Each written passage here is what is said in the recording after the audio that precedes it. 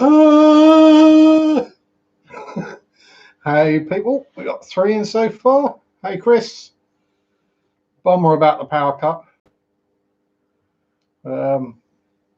It's almost like they targeted you really with that, wasn't it? Oh, so down to 1. Only one. I started, 2 people disappeared. Oh well, there we go.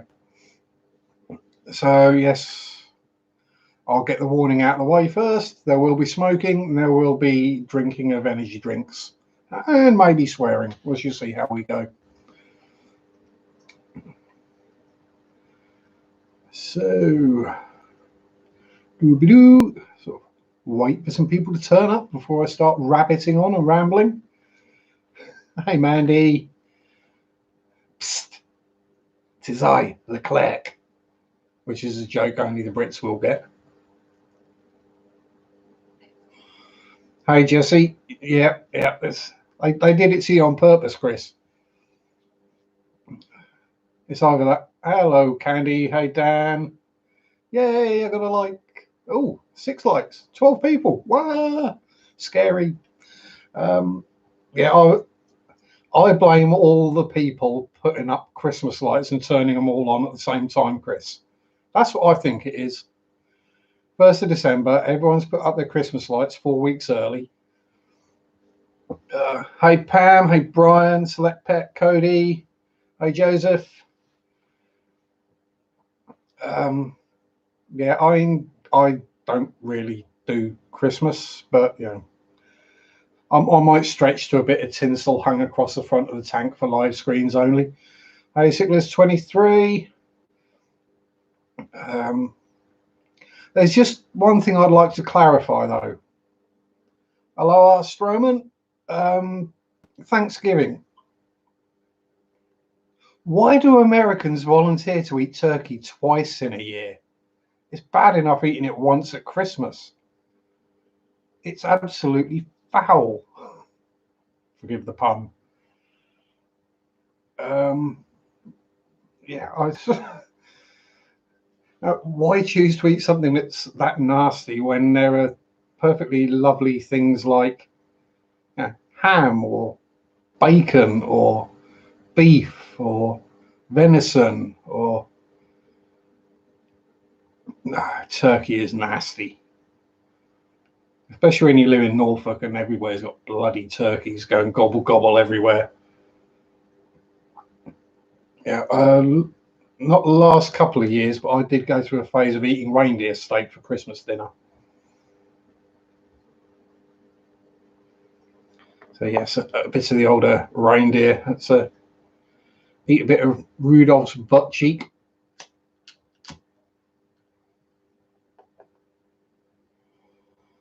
No. Turkey is cat food for when you can't afford to give the cat chicken. Hey Scott. Today's drink of choice. Back to the Red Bull. Hey Coco.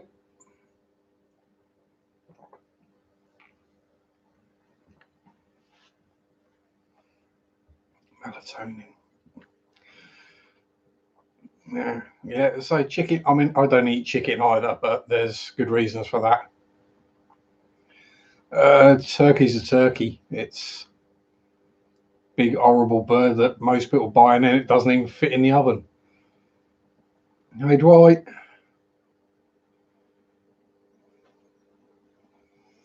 Yeah, exactly. Yeah, £20 turkey for the dogs. Yeah, I mean, no, I'd quite happily feed turkey to a dog. I wouldn't eat it myself.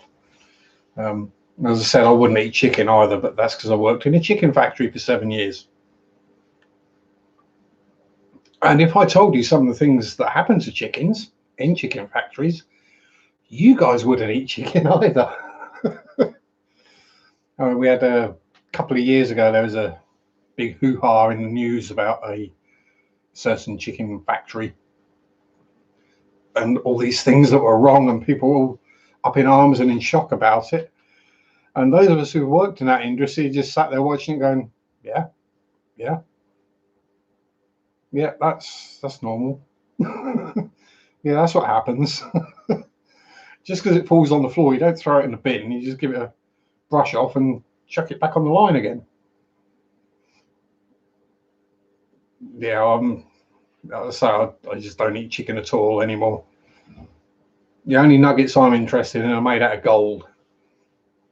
Anyway, so what's been up with me in the fish room this year? Oh, no, Scott, I could tell you far worse things than are in that video on YouTube. Yes, I knew someone who got the sack for having intercourse with a live chicken, then putting it back on the line. And you know that wasn't the first time that happened. Anyway, so yep, again, no deaths, no new fishies this week. The only real change has been I moved the corkscrew valve out of the shrimp tank and moved most of it in here, some into the platy farm, and replaced that in the shrimp tank with some Littorella. I can't remember what the second one was, and I've had clear up and thrown it out. So that's happened. I got the, as I ironically, as it was, as I was actually watching Corey's live stream, and he started talking about the hobby brine shrimp hatchery. I actually had one turn up at the same time, and it's sat up the top there, thereabouts, just on the top of the tank. Yeah, you didn't want to hear it, but I saw it. Yeah.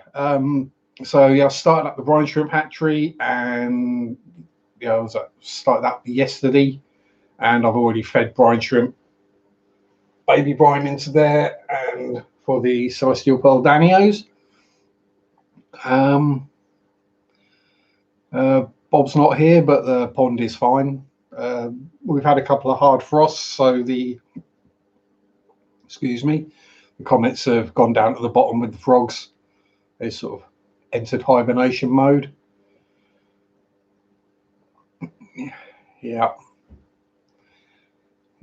Ironically enough, that factory did actually burn down, and no, it wasn't my fault.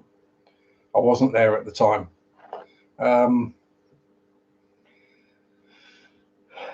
Which anyone who's English now probably knows exactly which factory I'm talking about. Yeah, so everything else seems to be doing just fine, thank you very much. The shrimp are multiplying alarmingly, and as I was setting up and feeding people right at the end of this stream, I noticed there's some random fry in there hiding up at the top in the limnophilia. And I'm not sure what they are, because they don't look like guppies and they don't look like platies. So whether they're a Fucatus rainbow, I don't know. There's only female cribs in there. We've got the Pseudomagil Fucatus, which we may have. Yeah. Hello, D. Yeah, so we shall see what they are. I'm sure either in due time I'll see what they are, or they'll get eaten. Because as I say, we've got what is supposed to be a Bozeman rainbow in there. We've got two cribensis in there, so I don't make much chance of them surviving. Brian, no more planaria issues. Yeah, there's going to be 2 or 3 left in there, and in a month or 2 the numbers will come back up, and I'll just drop the trap back in, pull it out the next morning, problem solved again. Gut platies, yeah, ploppy or plappies. Yeah, well, we shall see. As I say, they'll either survive and become fish, or they'll be a tasty snack for somebody. No sign of any baby rams yet. No sign of any baby CPDs either, although they have been laying eggs, or at least trying. Whether they've succeeded or not, I don't know. So hopefully pop some baby brine in there. Yes, tender and delicious. That's exactly what they are, Nola Jane. But yeah, hopefully some baby brine shrimp in there will cause a breeding spike, and the cribs as well, I'll get some live baby brine as well, even though they're a bit big now for it. Yeah, I'll say it's to me, everyone's entitled to their own views and their own opinions, but to me, if there's a simple non-chemical method of clearing the planaria, then you pop the trap in, you take it out the next day, done. No need to do any water changes, nothing at all. We just pop the trap in with a bit of minced beef in there, or ground beef if you're American, fill it up with water, pop it in, take it out, job done. Baby brine shrimp, I got the little, it's the Hobby Artemia. It's actually sat right up the top there so you can't see it, and I've thrown the box away now, I think. Oh no, I haven't. I can see it. Aha. So that's the one I got. I don't even know if that's the right way around, whether it says A Metra on your screen or not. And it came with a bag of the salt and egg mix, which is just up there. Yeah, and I got it on an Amazon Black Friday special, so I paid £10 for the hatchery and the salt and eggs. So that's how I'll do that. If you've got shrimp losses from no planaria from Ben, yeah, so it could well be snails dying from the treatment. Yeah, that's the thing, Brian, is everyone, I'd say everyone knows, we all know, those are especially those of us who watch Mark's shrimp tanks, that shrimp like small water changes. They don't produce a huge amount of poop, and if you've got plenty of plants in there, especially floating plants like salvinia or duckweed, that's pulling the nitrates out of the water anyway. If you can avoid doing the big water change to get the medication out, then to me, as I say, literally all I'm putting in the tank is a small piece of ground beef overnight. Yeah. Well, oh, evening, Nathan. Yeah, I say no change. I do literally a 10% every fortnight in there. I mean, every week I have to clear some of the duckweed out and the salvinia. But that's because it's eating and feeding on the nutrients. Hello, ASAP Fishing. Welcome aboard. Yeah, so doing my mushroom peg exchange. I mean, I have no idea about Amano shrimp, Jeremy. Dan is probably the one that would know that kind of thing. All I know is they don't breed in, or they don't hatch or survive in freshwater. You need fairly brackish, I think. It's nearer to full salt than slightly salty.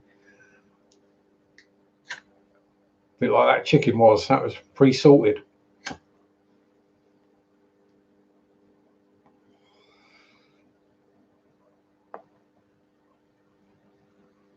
Yeah, so it's one of those where if you look really closely, when they're just about due to give birth, you can actually see the eyes, which is really freaky. And if you've got a clear-coloured guppy or platy, you can see the babies in there as well. Oh,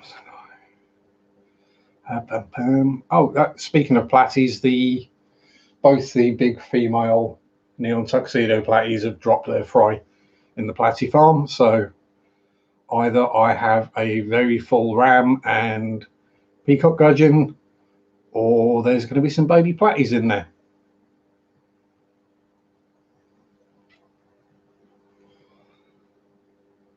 Or there's going to be some baby platies and a full ram and peacock gudgeon. If both of them are dropped, there's going to be a heck of a lot of them in there. But it's a flex, so most of the babies make it into the back.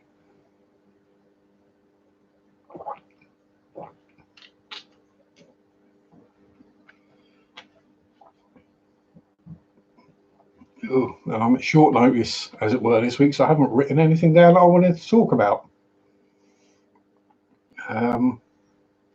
So still working on the list of the underrated and underappreciated fish or shrimp or snails.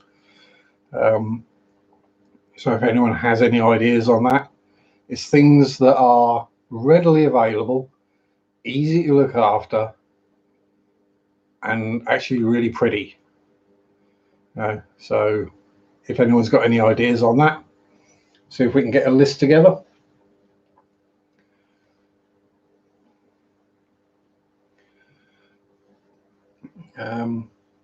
So I think we got the glow light or the chopray danios on there. We got the crebensis, obviously at number 1. Platies, white clouds. Hey Hadley, surf and turf. Emerald iris borers, yeah, gorgeous little fishies.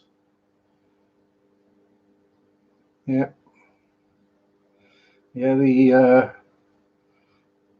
orange caradina. I've never had orange caradina. Actually, I've never had caradina. I've only ever had neos. Although I have got a couple of random orange neo caradina turn up lately. Just I'm getting notifications pop up in front of the chat. That's really helpful. Thank you so much.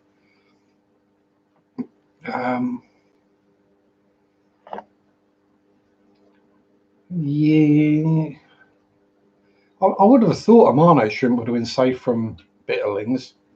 They're usually big enough to avoid being eaten by most things.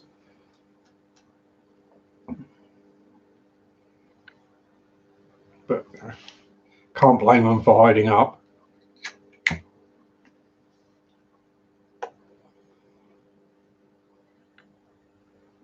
Yeah, snowballs. I have noticed lately that people are after the wild type as well, Dan. Which I thought all the breeding was to get rid of the wild type, and now people want it. So perhaps a Skittles tank could be a good idea. How do I do shrimp with fish? Small fish that tend not to eat too many shrimp is the key there. So things like Otocinclus. If you've got plenty, bristlenose plecos are fine. They might accidentally inhale the odd one, but shrimp normally get out of the way. I'll say Otocinclus, CPDs, any of the really small rasboras.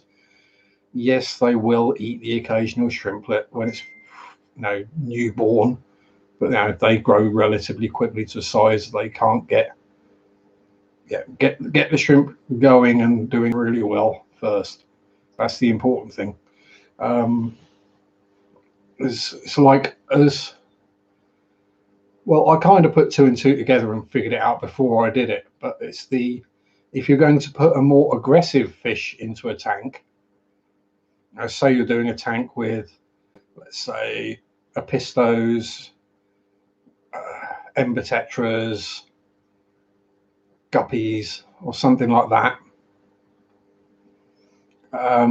If you put all the smaller, more community type fish in first, and then let them all get established and happy and settled, and then add the apisto or the more aggressive type fish, because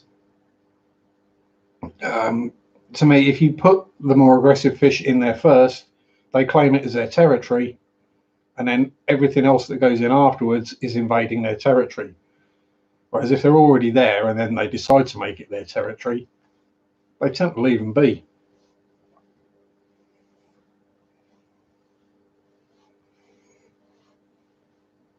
Now, so I kept my CPDs with my shrimp Cichlids 23.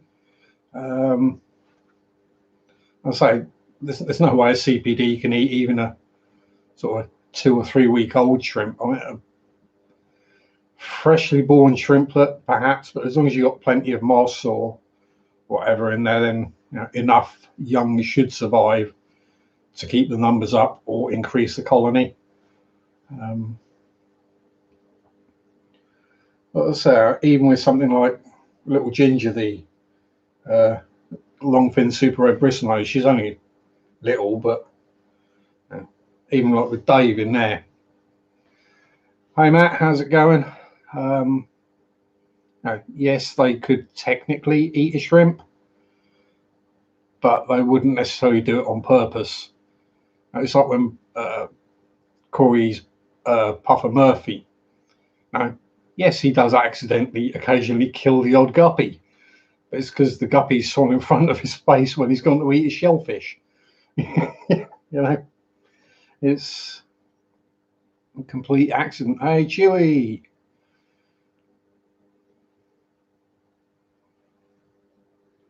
Yeah, I'll say that is the thing. Guppies will keep munching all day.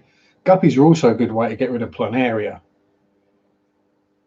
Yeah, Apistos are underrated. I think the more normal types we could add, I say normal. Now, I'm not talking about the fire reds and the orange flashes. I think more the more natural standard colorations. Oh, what is it called? Not Melanotania. McMaster Eye. That's a really pretty fish. And it's another one like cribs that in the fish shop, when they got 20, 30, 40 or whatever in a 10-gallon tank, they lose their colour because they're stressed. And people just walk past it and go, oh. Yeah. Yeah, there are. I mean, there are some absolutely gorgeous dwarf cichlids out there that people either don't know or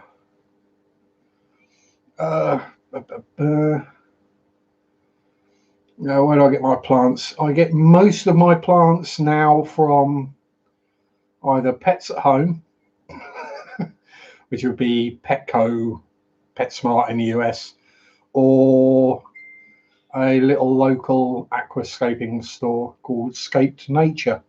You can check them out on Instagram. They've got a website as well. And that's where I went to meet George Farmer. And ferts wise, I generally just use the Seachem XL. And it's just this one here that's got the CO2 in it, which is the little Tropica 60, which seems to be doing a cracking job. There is some good growth and the algae is disappearing, which is what I really wanted. So it's, I put the, oh god, I can't remember what it's called now.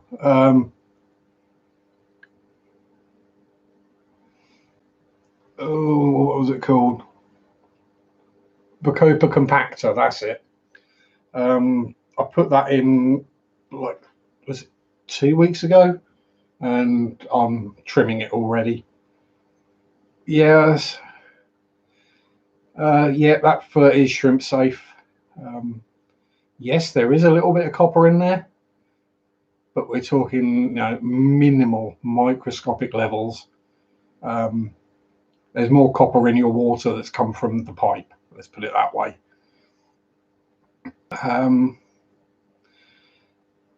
Yeah, I was like, a lot of people slate Pets at Home, and I didn't understand why.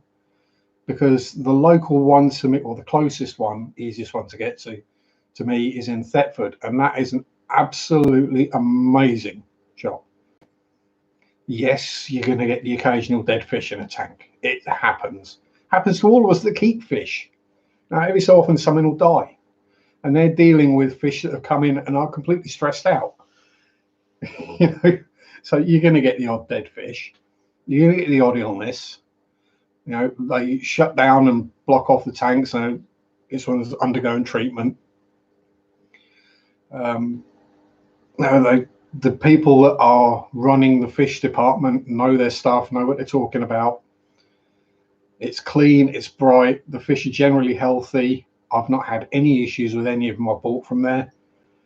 You know, but then we went out, myself and Mary, to get some bits for a new house, and we decided to pop in because there happened to be another Pets at Home next door to where we went, and that was horrible.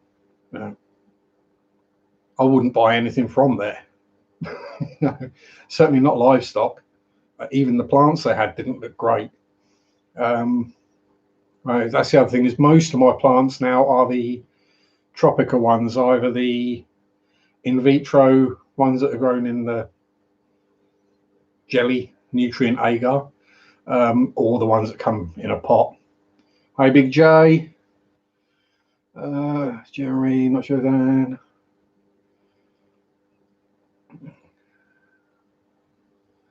Yeah, that is it. Guppies are getting fragile, as I was saying last week. Is they're being bred so much for certain colours and fin shapes that they're being bred weaker.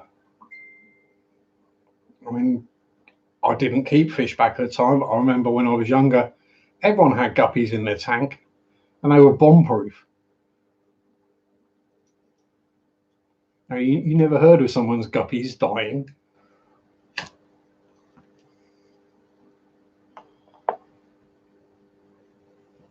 I'm like Dean Tweedale, his first fish were guppies that he kept in a toilet bowl and fed breadcrumbs.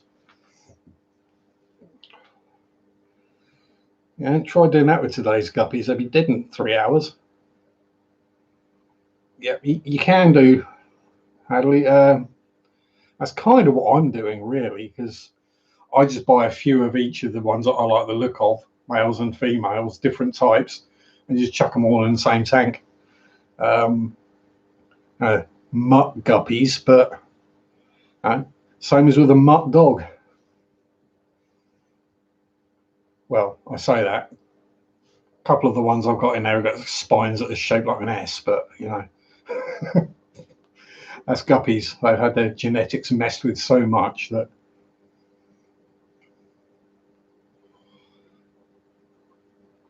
you know, you can you're gonna get issues when you mess with the genetics that much. Like with the not sponsored, but if Red Bull do want to sponsor me, I'll quite happily drink on camera every week for a fee.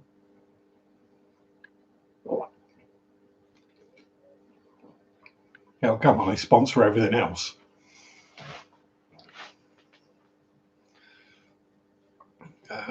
Also I've done it with the guppies, the platies.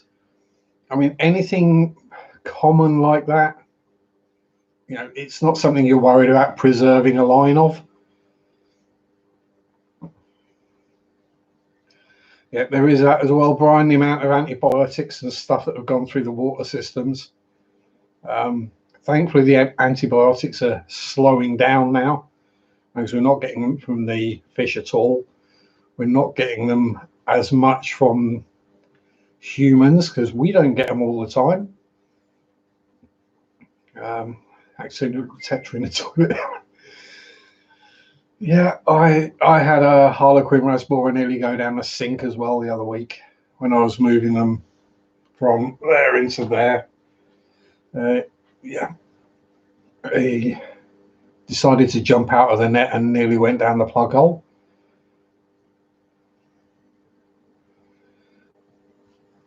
Yeah, there is a lot of fluoride in our water for sure. Yeah, it's, although it is fairly dependent on the area of the country. in this part of the country there's that much calcium in it, they don't put a lot of fluoride in it. And the fact that they also put aluminium in there just to make it sparkle a bit more. It's not harmful, but do you really want it? Then I'd probably rather drink that than mineral water. Fresh from the spring. You mean the spring that's got dead animals in it and deer poop and sheep poop and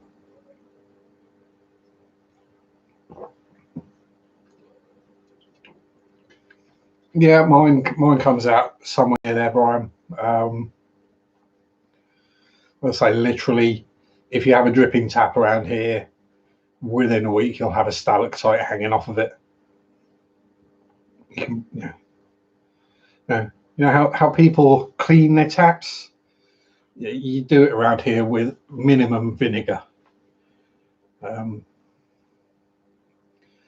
Just basically because we're on a chalk, flint and clay bedrock. Yep, limestone quarry. Yeah, it is. Yeah, pure calcium. Bet you got strong teeth and bones though, Dan. I like. Well, mine explains because I don't drink water. I drink Coke and energy drinks. Yeah, 54 parts. That is super soft. I know because I've been on holiday to places with really soft water in the UK, and I didn't like the water. It was like, it doesn't taste right. It hasn't got enough chalk in it. Yeah. Yeah, well, I mean, on that side, if it's slightly acidic, it's probably killing all the bugs.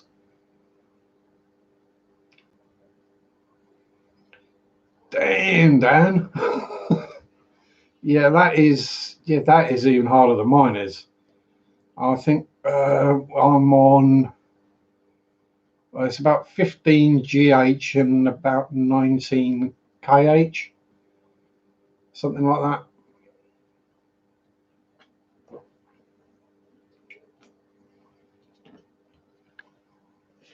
And now, are you watching football though, or are you watching handball?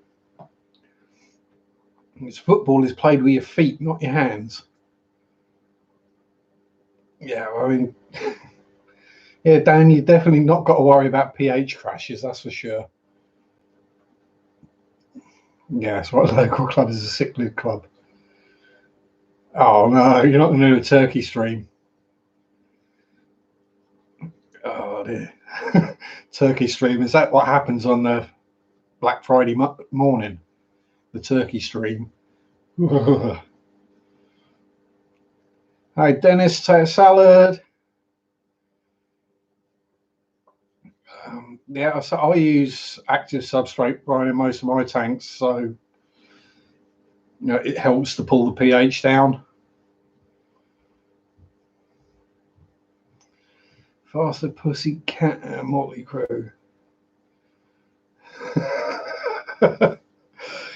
I'll be there, Joseph, you know that. And I won't tell my chicken story in your live stream because you are just a little bit more family friendly than me. I use the majority of my tanks, like this one, the shrimpy tank, have got fluvial stratum in. That is just standard gravel, lots of plants, lava rock, gravel, and sand. But what I do is I don't clean out all the mold. I don't do gravel vacs. Well, I get, if there's nasty, manky, horrible stuff, I'll get rid of it, but I'll leave it in there because that helps pull down the pH and it feeds the plants and the rest of the ecosystem. Actually, yeah, I don't know if I was talking about it last week, but So we all know about the nitrogen cycle. You know, fish poops, ammonia, turns to nitrite, turns to nitrate. You take it out, or plants use it.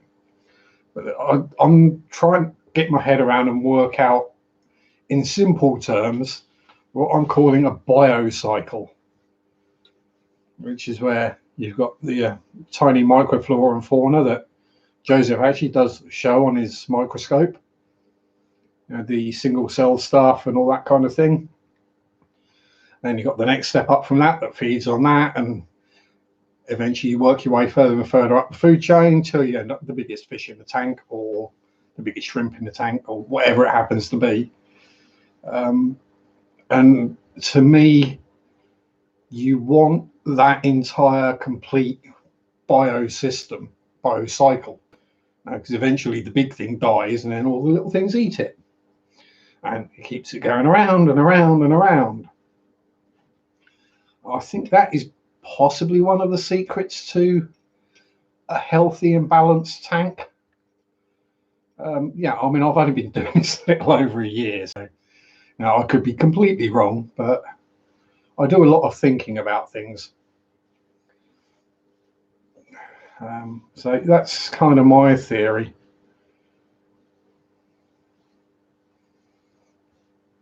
Yeah, so that's probably what I would do, Dan, is if I wanted to go with Caradina shrimp, I would probably buy distilled water.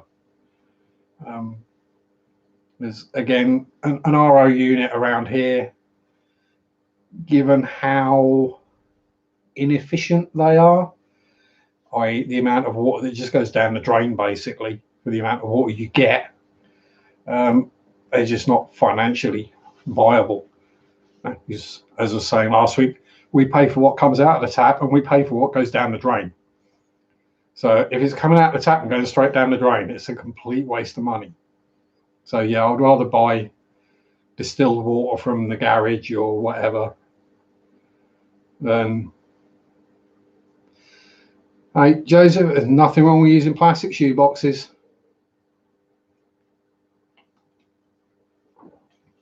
It's as long as it's big enough and it holds water, and you can get either some kind of filtration or get it balanced and sorted, and the mice don't chew through the air lines or the power cables, and yeah, it's going to work.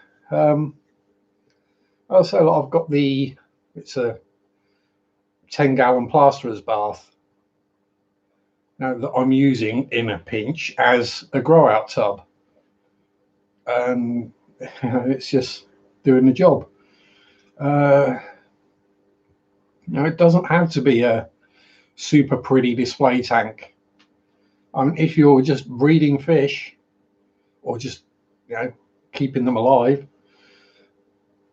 especially if you're breeding them, I would have thought something that you can't see through or they can't see out of, they're going to feel safer.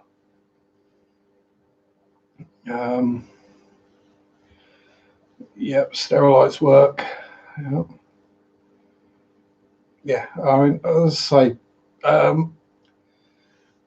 yeah, typical this week has been absolutely hurling it down, but East Anglia is an area of the UK that has low rainfall generally, in compared to other parts, like Manchester or North Wales. I mean, you go to North Wales, it's just wet. When I lived in mid South Wales, it was either raining or you were in the cloud. Yeah, I say this is it. If you keep them alive, you're doing right. Yeah, it's nice to be able to see your fish and enjoy looking at them. But I mean, I don't know about you, Joseph, but you don't perform that well when someone just keeps staring at you, do you? You kind of want to do it in a bit of privacy. It's probably why they usually breed at night. It's keeping things safe. If they feel safer, they're more likely to breed, I think, anyway. Well, unless they're guppies, then they're just going to breed for the sheer hell of it.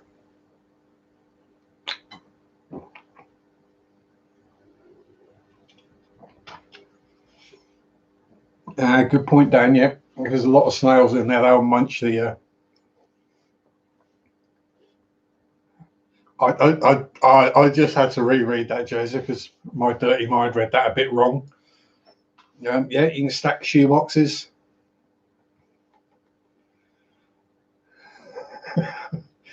Exactly. You don't need a tank. You just keep the back gate shut. Yeah, you can stack. This is it. It's a space issue. I mean, Joseph, you live in a relatively small apartment. I live in a relatively small house. But, it's keeping this. No, it's just 3. So it's not snails munching all the biofilm then.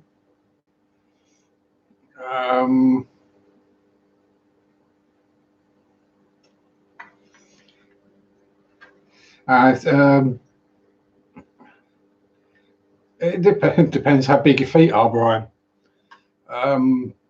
Joseph's got mainly, I think, safe to say, mainly nano fish, or fish that would are happier with 1 or 2 in the tank, so you don't need a huge amount of space.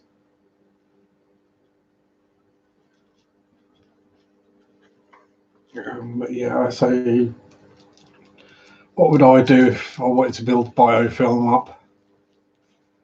I mean, leaving the lights on will just increase the algae, and therefore the algae is taking nutrients out of the water that the biofilm could use.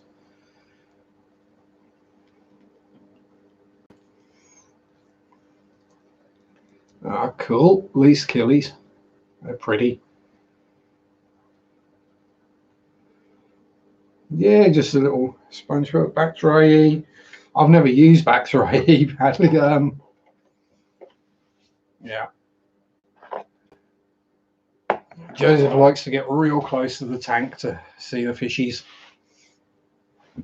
Yeah, I'm not taking the mickey. I don't keep anything bigger than a rainbow fish. Well, technically a couple of bristle noses that are probably heavier, but they don't need as much space as people think they do.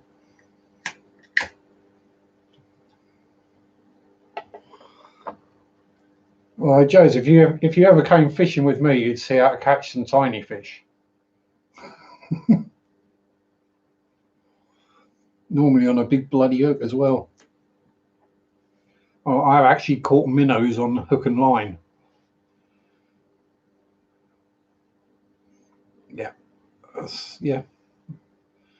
Male killies, betters, yeah. Small amounts of water, hardly any flow, bit of cover. They're perfectly happy. I say Norman's in a 15 litre, which is let's go with 4 gallons ish. Someone else can work it out. And yeah, it's him, his Nerite snails, and his shrimp buddies. He's happy as a pig in muck. Builds bubble nests, grumbles at me, sits there and watches TV.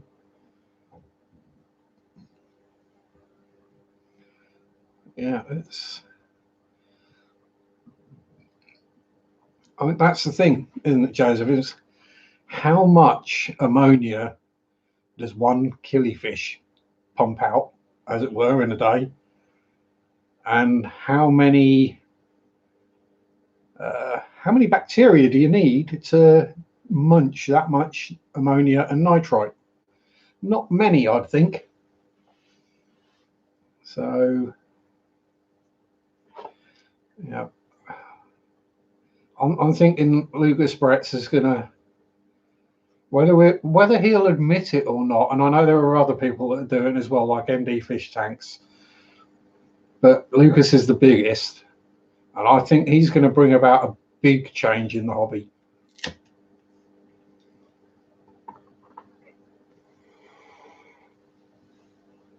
Yeah, it's the fry, because they're constantly eating, they're constantly growing. So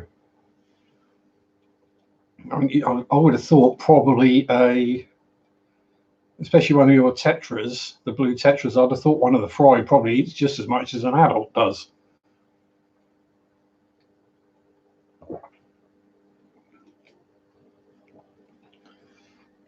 No reason. I would have thought, why not Hadley? Because guppies prefer harder water. Oh, so I mean, you might be able to hear in comparison to other weeks. It's quieter in here now. I've moved stuff about, unplugged stuff, and trying to make things quieter. Oh, there goes the live stream. Hey Alice, how are you, sweetie? You feeling better now? Yeah, the fire putting out the hormones. Yeah, so I'm not that deeply into the chemistry of it all to get the hormones and stuff yet, but I'm sure that won't be far off, especially if I keep watching streams like Joseph's. I'm sure I'll learn extra stuff every time. Oh, don't go, Alice. You know I love you, really.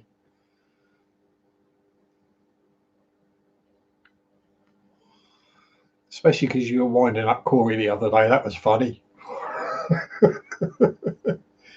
Hey, Jess. How you doing? Are you having fun with your D&D miniatures still? Hopefully, I'll clear a couple of things off my bench and get a figure on there soon as well. I'm not sure what yet. Well, I mean, I've got a 1/6 scale hentai figure, but I can't really put any videos of that on YouTube.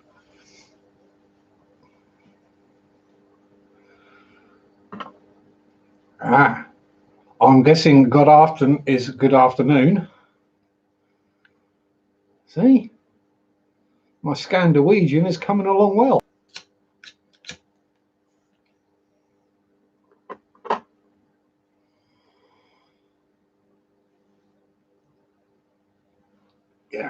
It's a lot easier than making them yourself. I mean, there is the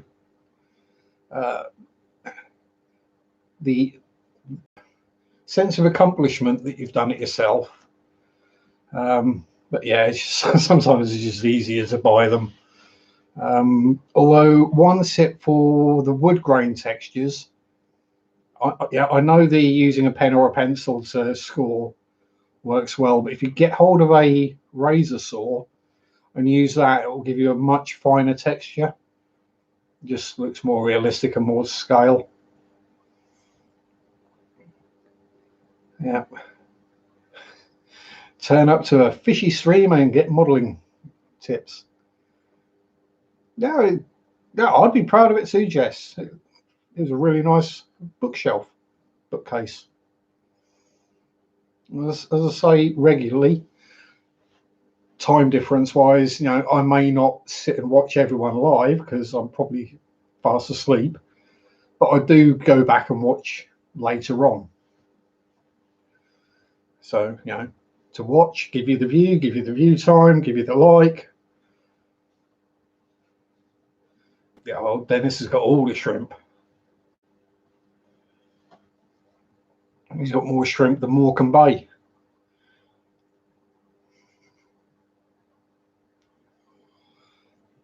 And there's probably only 2 people in here who will get that joke.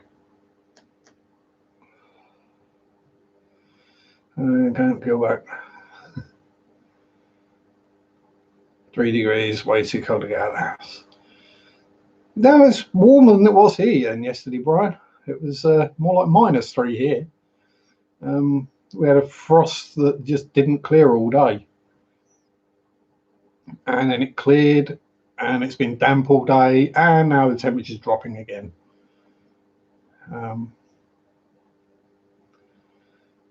Yeah, I'll say back with we still talking about the salty shrimp. Yeah, I'll say bag of crushed coral. Anything like that will help.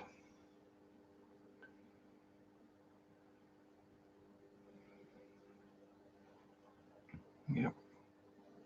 So even something as simple as just chucking a lump of cuttlefish bone in there, that will help bring up the hardness if you've got a problem with that. And because it's a natural product, it will break down quicker the more acidic the water is. Right, so if you've got really acid water, really low pH, the cuttle bone will dissolve quicker and bring the pH up. Whereas when the pH starts coming up, it's less acidic, the cuttle bone doesn't dissolve. So, it kind of keeps things even, and you can get them ludicrously cheap on like Amazon. Put on a jacket. Yeah, it's actually, I've probably got a bag full of them down here somewhere. Oh, can't get in. Oh, can't open the cupboard. I'm sat in the way.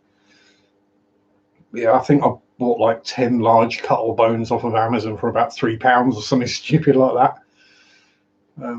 Just break a chunk off and lob it in the tank. Sinks eventually. Or you can boil it and then it will sink quicker. But there's nothing in there that will be dangerous. It's basically just pure calcium carbonate.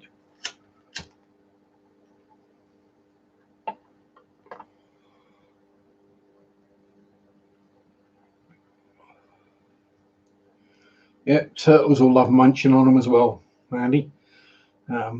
Good for their shell, I guess. Not that I've ever kept turtles. I mean, I've had a few, but never kept them.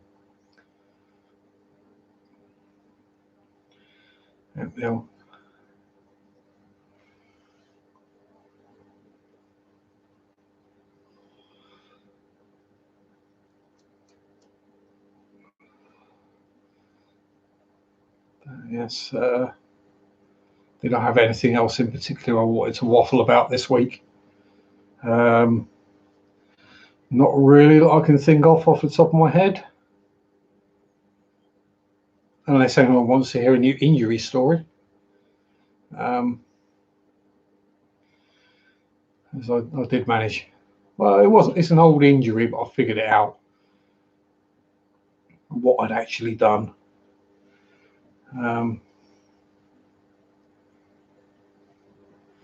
Yes, there's a reason I've got a plaster on my hand.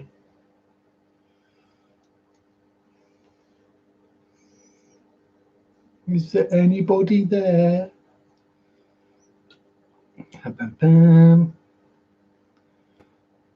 Michelin shadow pan. Oh, very posh, Dennis.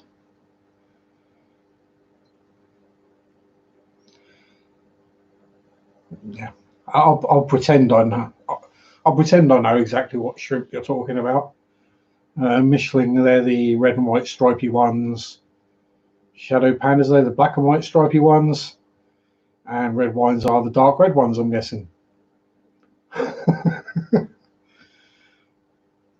Yeah, well,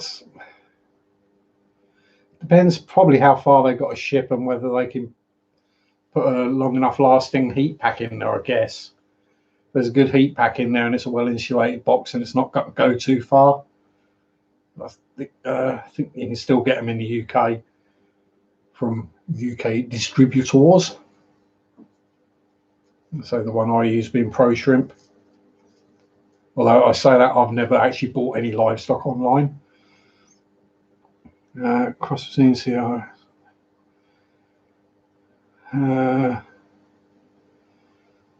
Black and blue. I know, thank you very much, Dan.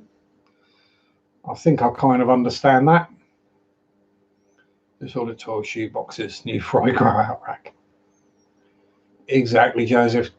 It does the trick. It's what works. And I'm betting those 12 shoe boxes probably cost you less than one 5-gallon tank. I pick them up in person, yeah. So I'll get all my fish as I'm getting them. And due to the unique way of the fact that I have to get the bus most of the time, I use refrigerator bags. I use two. As you can see, I've had some fish in there recently. It's the insulated bags that you put your frozen or chilled shopping in when you go buy it.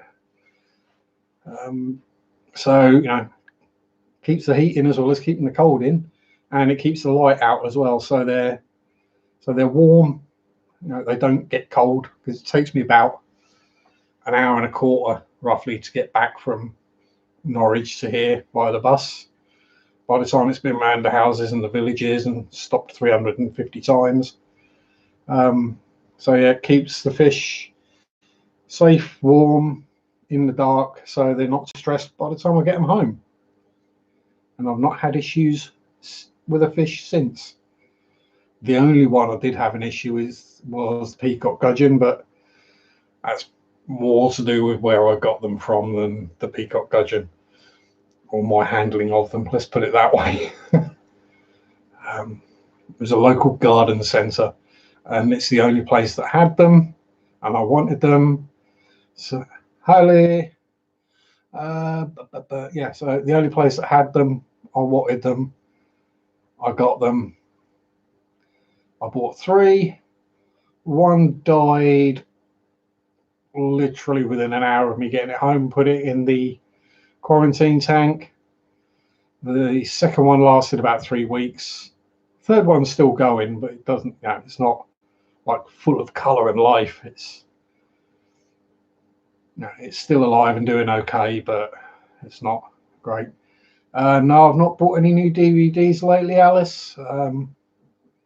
Well, not for me. I got one for someone else for Christmas. It's just not really been anything out that I want to watch, to be honest. It's the movies I like seem to come in fits and starts. So you'll get a whole bunch of decent horror movies. No, you always need more, Alice. He who dies with the most toys wins. But yeah, I tend to like horror movies, and they don't always come out on Blu-ray, Alice. Don't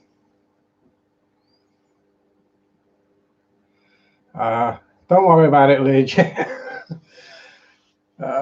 It's I'm relatively new to this, so hopefully the longer I do it, the more people will turn up. Oh, James, it's a fishy, modelly, DVD, whatever the heck we decide to talk about. Marvel Day. Yeah, I've not seen the last one.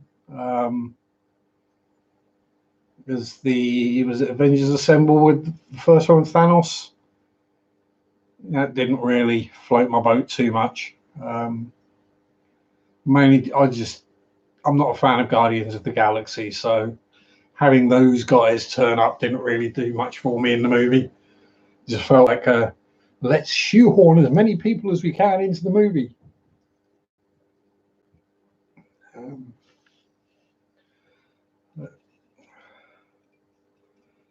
Yeah, so I mean, one of my favourite movies is The Crow, and then you go through, I'll say, a lot of the movies I like haven't even come out on DVD yet.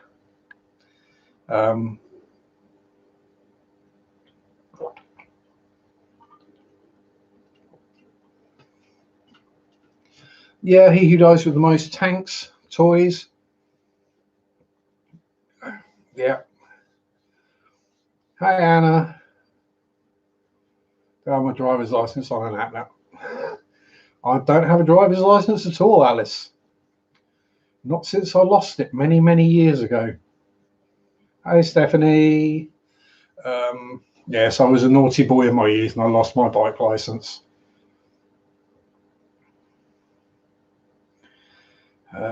Yeah, so I got the fish tanks, I got the model tanks. I'm well covered on tanks. I got another tank on the way as well. Big Russian tank destroyer. No, they took my driver's license away from me for being naughty, Alice. probably best I don't talk about it live, especially not in my own stream. Maybe in someone else's I'll explain what happened.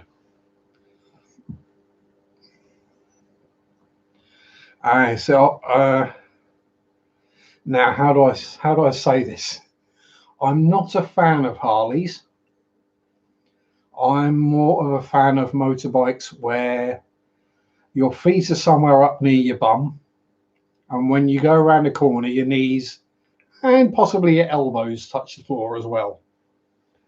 That's more my kind of motorbike, preferably a two-stroke as well, although nobody makes them anymore.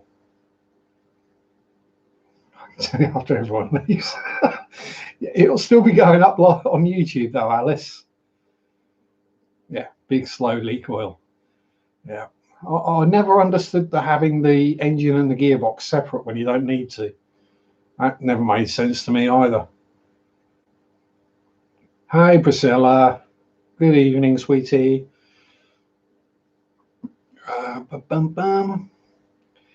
Yeah, Chris, if you're still here and you want to start your stream, just holler and I'll disappear off. I mean, I'll be on about another 20 minutes, half hour or so, maybe. Unless I disappear off to wrestle the crocodile.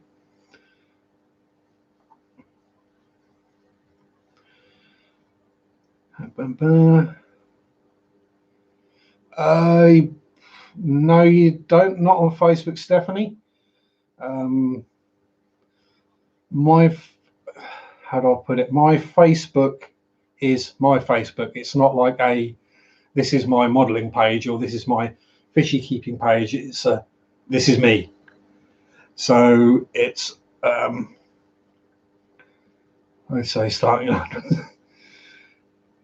I'm guessing that'll be someone's on different time than the other.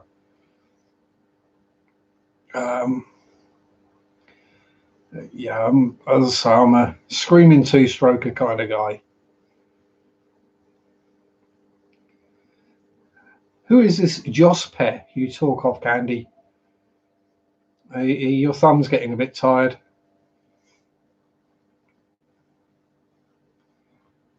His PH account.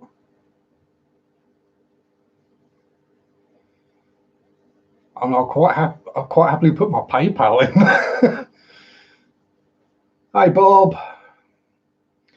Busy getting a new lizard on top of the 28 tanks, getting a routine down. Yeah, no worries, Bob. Good to see you anyway. Hope you're doing well.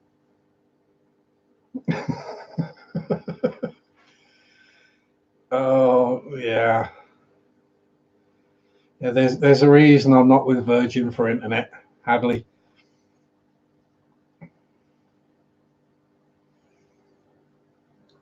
Ooh, I would be tearing his hand off, Sickness 23. 2006 CBR 1000. Oh, yes, please. I mean, you'd have to get it repainted to get rid of the nasty Repsol colours, but, you know.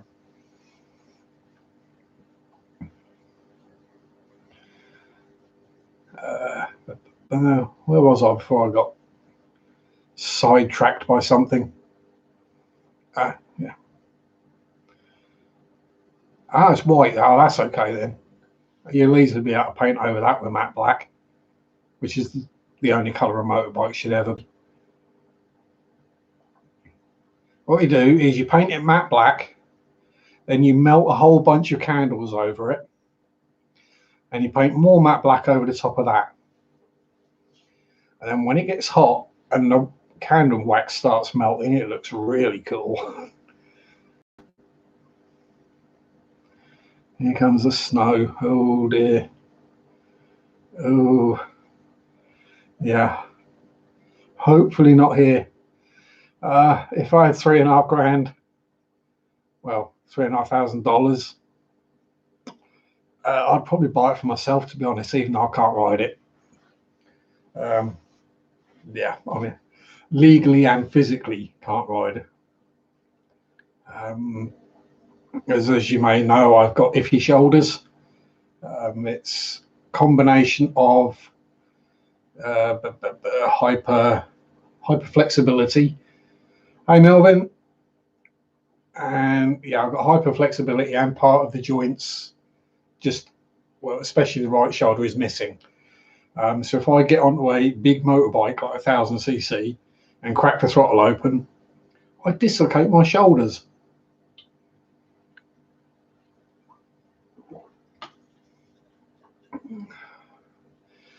So I won't go popping anything out for you, Candy. And I did mean that to sound the way it sounded. Unless, I could tell you about what happened to my hand.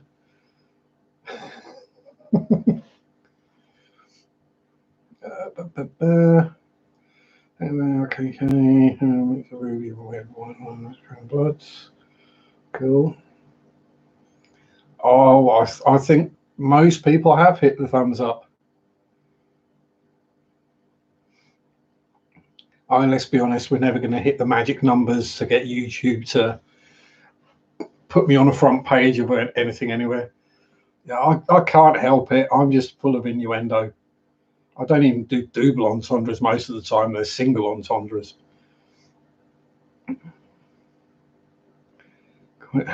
Injuries are common. Yeah, well, I mean, I've caught that in my zip a few times. Let's put it that way.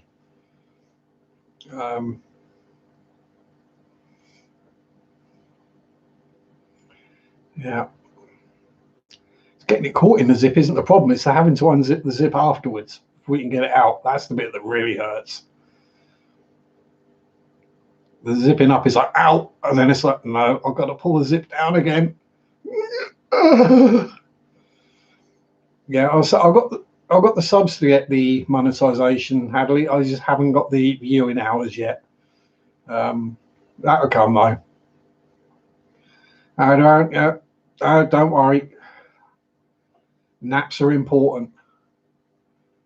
Got to have a nap. If there's an opportunity for a nap, take it. That's my philosophy. Oh, I've got nothing else to do, nothing important. No.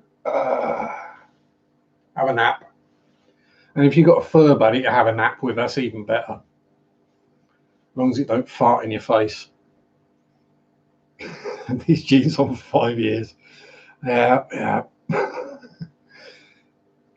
Yeah, I'll say it's the pulling that zip back down is the killer. Because you know it's going to hurt. It's like the other things where you cut yourself. If you don't look at it, it's not going to hurt. But the moment you look at it, it's going to hurt. So you don't look at it. Yeah, when you know something is going to hurt, it hurts more. It's just the way of the world, I'm afraid. Oh, Alice. Yeah, well, I'm guessing it's probably got something to do with the weather conditions over there, Alice. There's probably some white stuff in the sky that's playing havoc with internet-y type stuff. Yeah, it might work better if you stop doing that, Alice.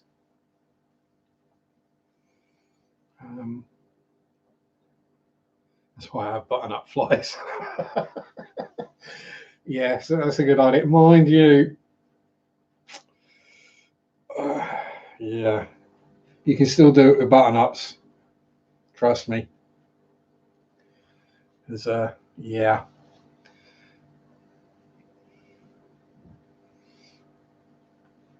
It's the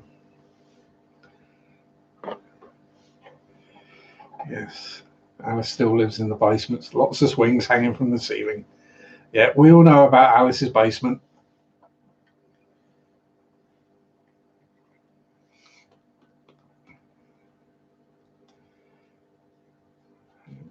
There's all sorts of randomness going on.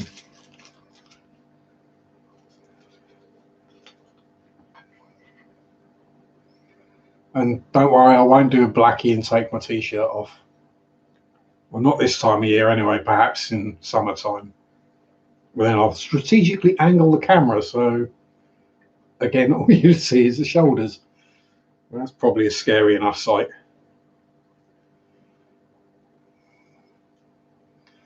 Ooh, what you painting, Pam?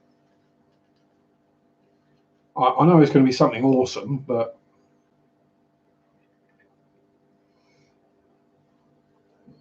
and I'm sorry I missed your stream this week, Pam. For once, I actually slept in. But that's because I hadn't slept for 2 nights previously because my hand was hurting. Oh, owl. Oh, owls are cool.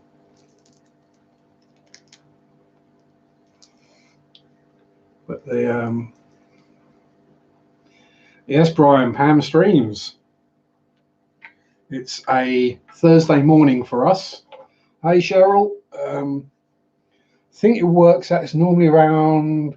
It's after Darren's fish, so I think it's normally 4 or 5 a.m.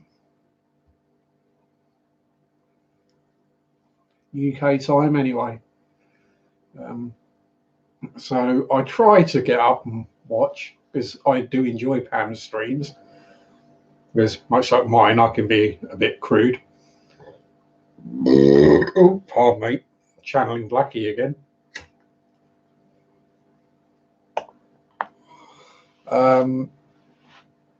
But yeah, so I was it. It was it was Monday night. I didn't sleep. Tuesday night I didn't sleep.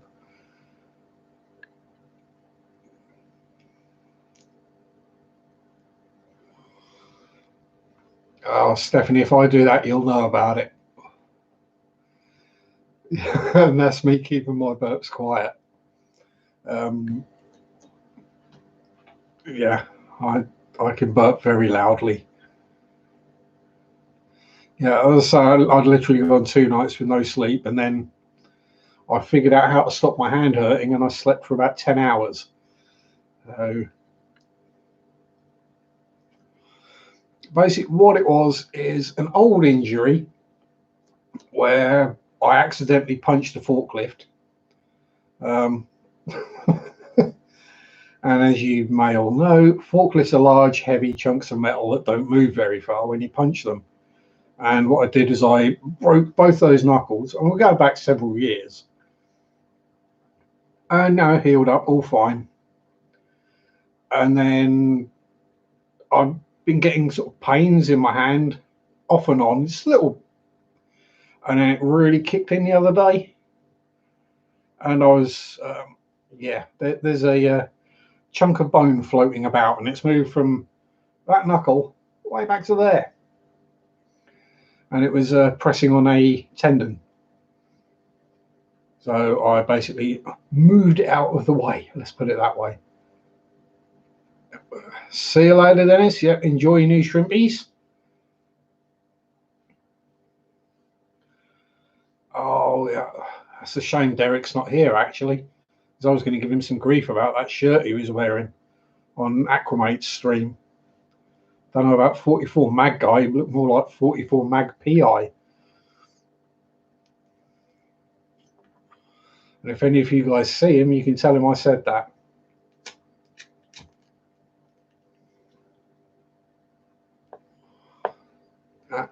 That t-shirt, that shirt took me right back to the 80s.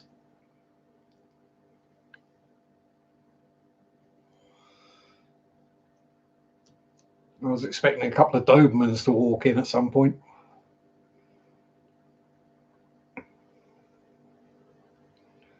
Oh, Aaron, yeah, don't put music in there. Even if there's just something playing in the background, you've got to be careful.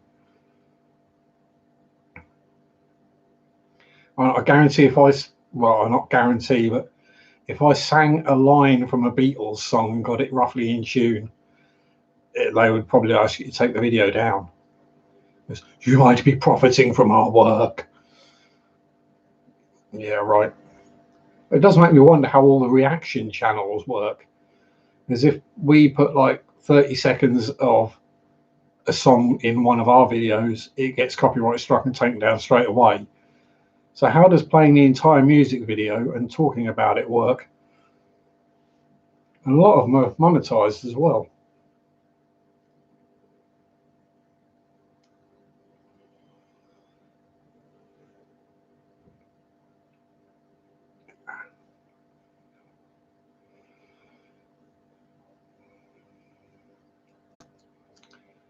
Right. Well, I am going to have to wrestle the alligator, as Blackie would put, or drain the vein, as is the more UK term.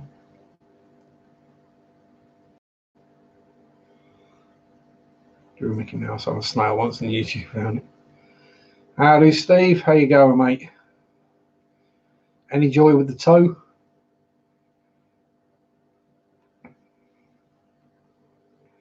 Yeah, actually, yes, Steve. Not with Candy here. Don't mention anything about the toe. Your mate Candy. Yeah, Siphon the Python. Go strangle the trouser snake.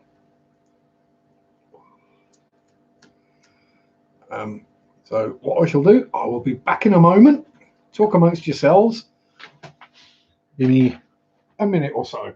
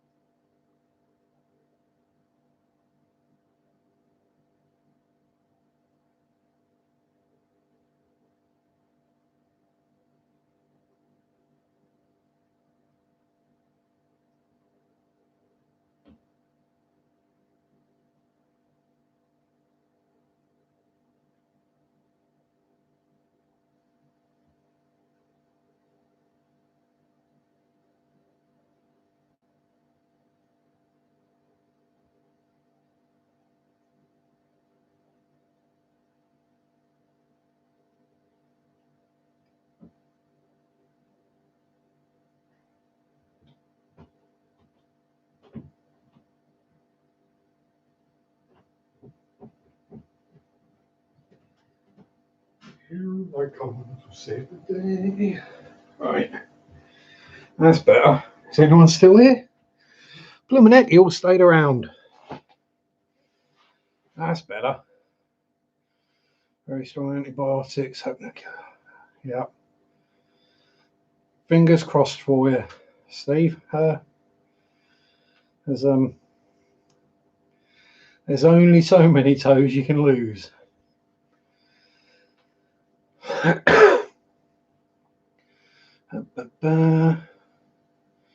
1 p.m. Eastern Standard Time. So is that another 45 minutes, Chris, before you're going live? Heterandria. Oh.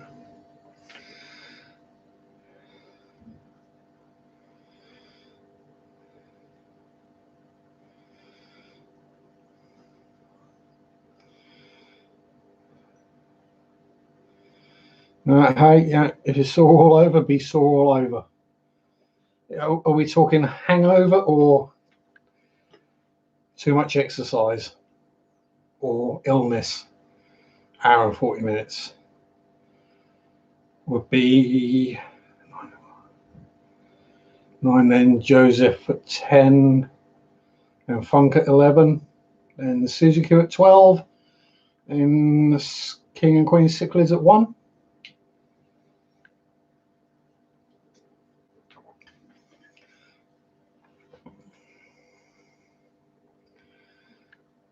Yeah, no, get done. We got to get done, James. There's no. I'm not going to hold it against anyone if they've got other things to do or just forget or don't want to be here. Completely understand it. There's Old Fish fam or Model fam or Weird fam.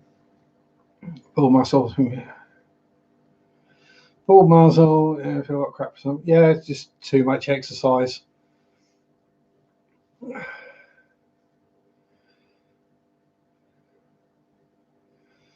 Yeah, I'm not a herpes delivery guy.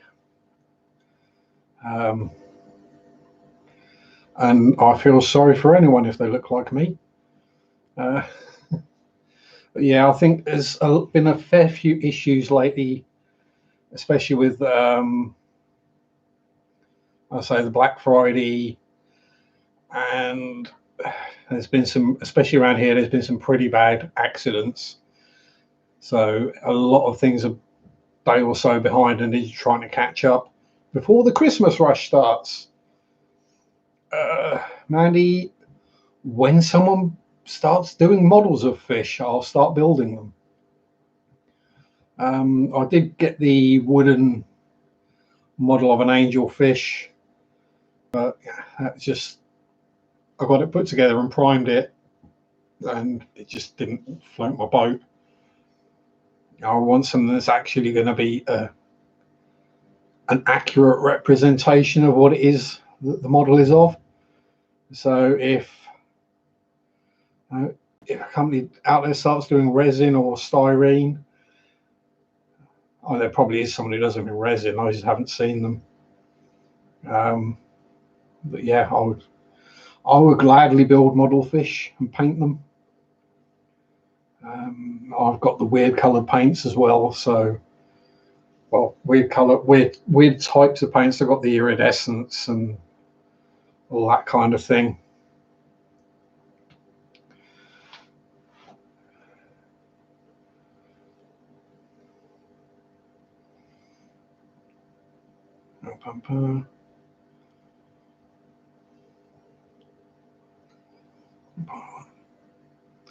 Yeah, yeah. Black Friday is more of an internet thing.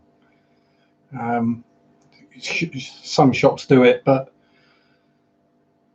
pretty much anything that is in a Black Friday sale, especially things like TVs and that, is because it's the old model and they want to get rid of it to make room for the new model that they're going to sell you at Christmas.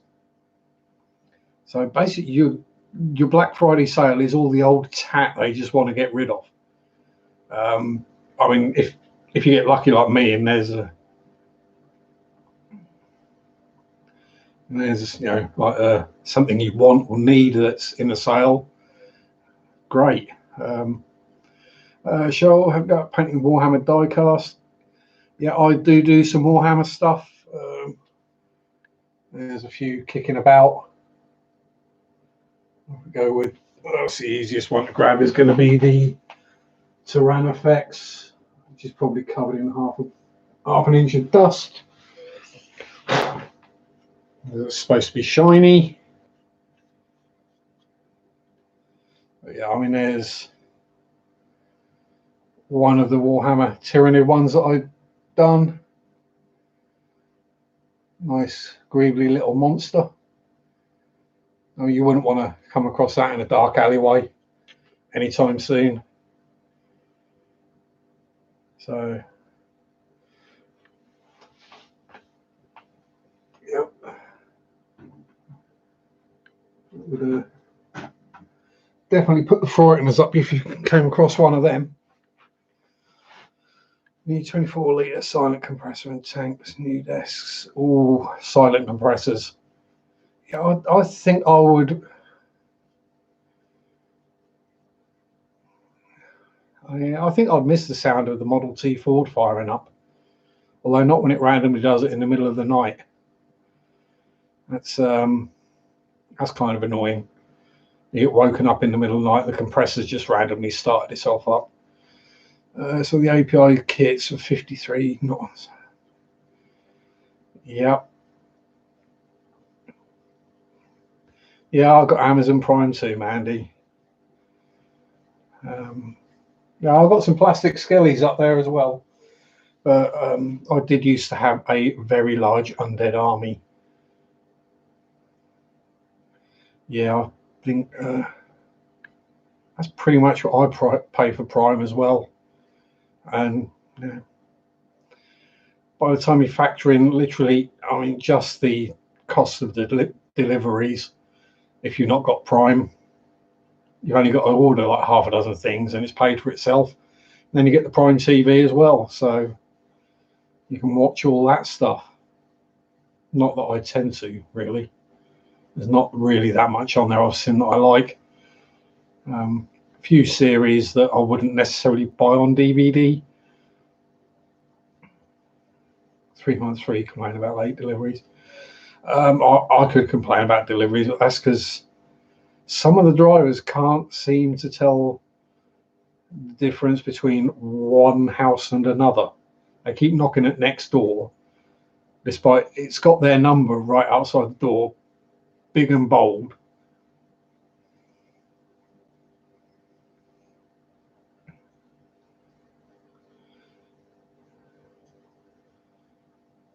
Yeah, water is life. Are you still being healthy, Priscilla? You can be healthy for both of us then, because I've actually run out of Red Bull. That's not good. I'll have to go and get the Coke. Yeah, see, I'm not necessarily that artistic. Yeah, I plaster a wall. It comes to sculpting or freehand drawing or painting. I'm really not that. Well, I'm no good. Let's be honest. Hello, Amber. How are you? So when it comes to freehand art, like the likes of Pam, Priscilla, or Christo, nope, nope. But you give me a model, and I'll build it and paint it. Maybe not with the best of them. Definitely not with the best of them, but it'll look good enough.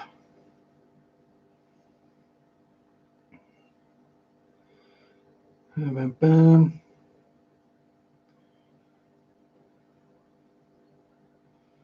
Ah, yes, the old student discount. You are creative, Priscilla. I'm basically just like paint by numbers. You know, it's as simple as primer, base coat, washes, dry brushes, and weathering effects on the top. Bit of pastels, bit of oils, bit of clay.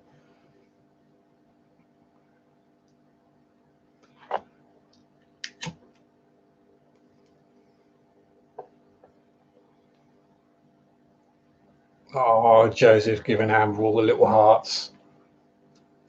Bless. Yeah.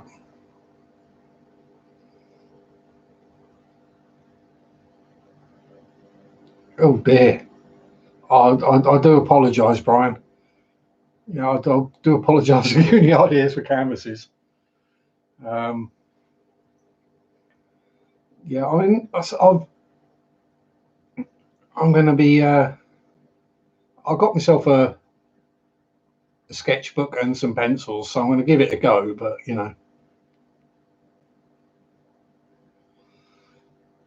it's the actual drawing of whatever it is that I have the problem with. When it comes to the colouring and the shading, that's to me that's basically just the same as doing it on a model.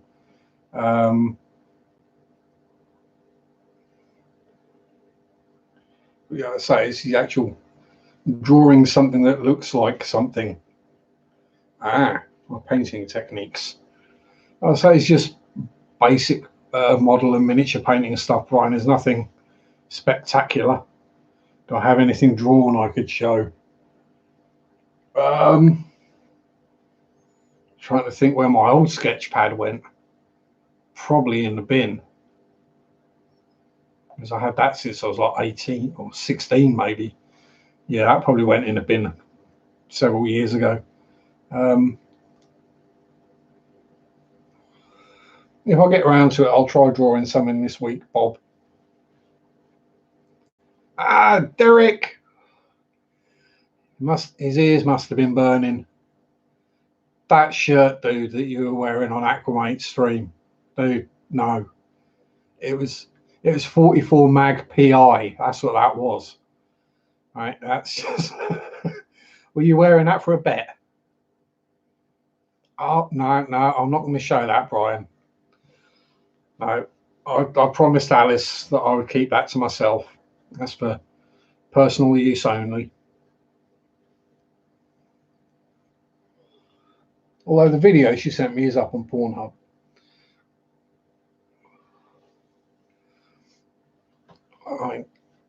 I did used to have an old joke I used to say, and it is rather offensive if taken the wrong way.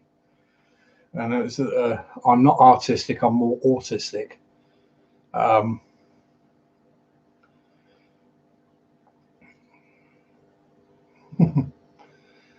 Yeah, I know it's bad, Dan, but it's I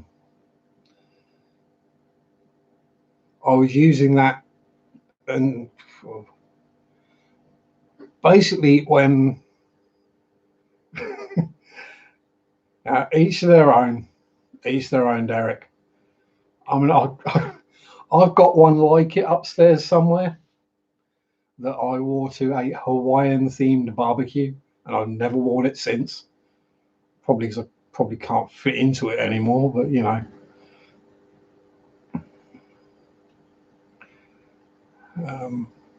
Yeah, I'll say it was a lot of the things that I used to say when I was younger, you can't say these days without upsetting and offending people.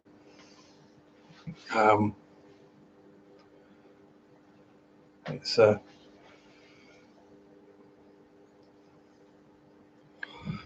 and as much as I'm not child friendly, I try not to be too offensive online. And if you heard what I was like offline with people I know, yeah, and most of the words have 4 letters or 6 or maybe 7. Depends whether I'm adding an or an ing at the end of it.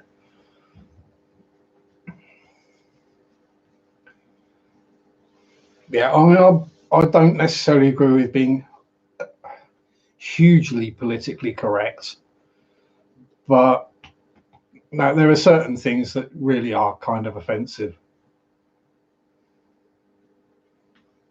Yeah, exactly, Aaron. That's what we call them. You know. No, it's like you don't go for a Chinese meal; you go for a chinky. Now, it's not being racist; it's calling it what we've called it for donkey's years.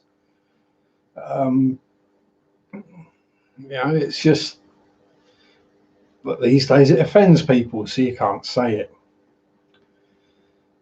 Problem is, the people that normally get offended by things like that wouldn't be the Chinese people. It'd be middle class white people with nothing better to do than be offended by things. They should get a fish tank. Yeah, it's just slang. That's what I mean. We had one lad at school in my year, high school, who was black. Um, we called him Benny because his surname was Benny. Right? He was just Benny.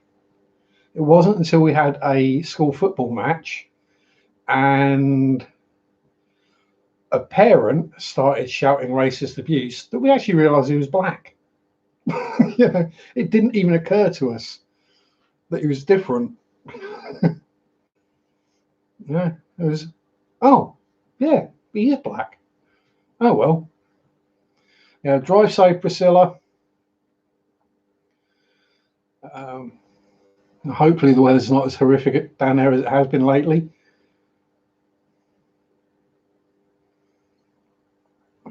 Yeah, white people get offended by everything. Yeah. I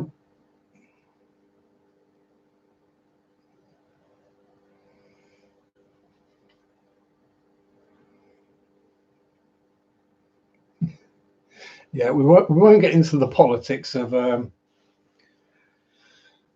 Mr. Obama.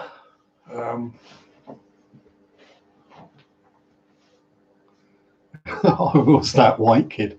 As I say, yeah, different parts of the country. You know, it's Norfolk is predominantly white English with a chunk of Polish and Portuguese now.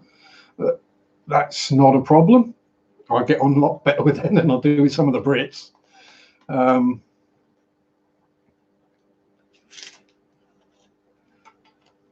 Oh no, we're not right wing. Right wing is Hitler. We're basically slightly to the left of centre. There's yes, so we'll try and keep it away from. Oh yeah, Oldham. Yes.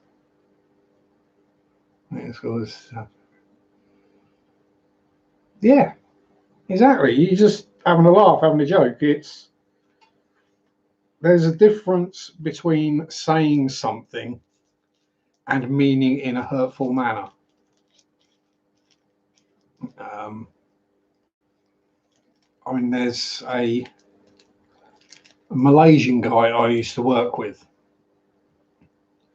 Wee man, I used to call him most of the time. And this was back in the days when I had a big old beard and long hair. And if I see him wandering through town, I'll shout across the street, "Oh, you communist!" Right? He's not even Chinese, you know. So, but then he'll shout back, "Oh, you suicide bomber!" Yeah, it's just a joke. Neither of us taking it seriously. Yeah, I do. You got to love the South African accent. Yeah. If I ask you for a secret, it's not a secret. It's a cigarette. It's one of the reasons I love the movie District 9. It's just the accent.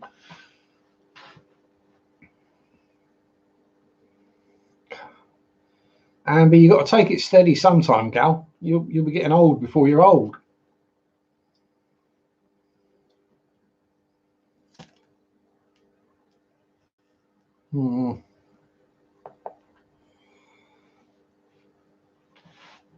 So if I don't have a problem with someone putting a flag up if they have their flag up all year round.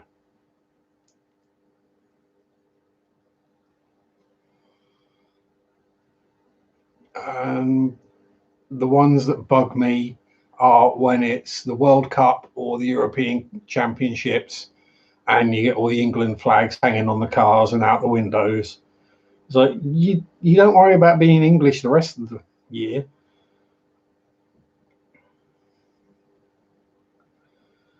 Ooh, Mackie D's. Hey, Ginger. Yep. Stand unloading. Oh, you're going to have a busy day. Busy week, I'd guess, as well.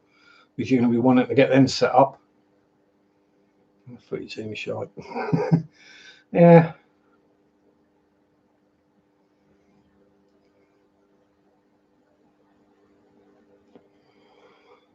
I'll say patriotism does seem to be a much bigger thing in America than it is over here.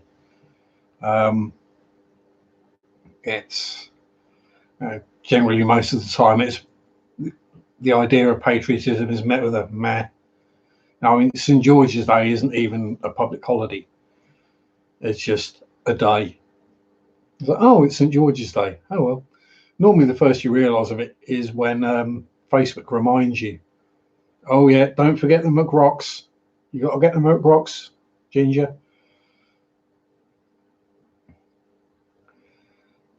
Yeah, you fed my endless. They're endless, Joseph. They don't need feeding.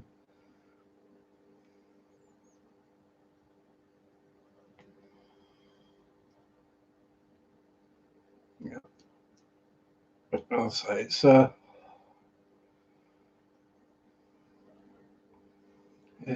long and storied history in the UK, and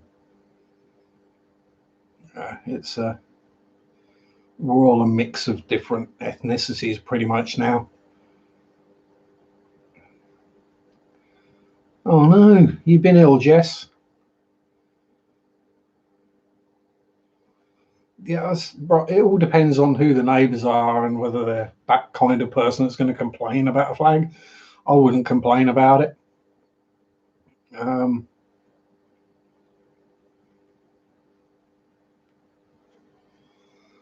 know, some people will. Some my old neighbours, they complained about my t-shirts that were hanging up on the washing line because they were offensive. Yeah.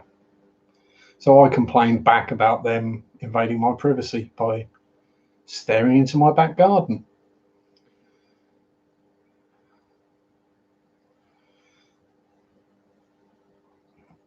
Yeah. So good luck with that, Jess. I hope that all goes well with the fish rescue operation. You and Shishi. Best wishes. Did you get your mirror fixed on your van? See you later, James. Probably catch you some point during the week.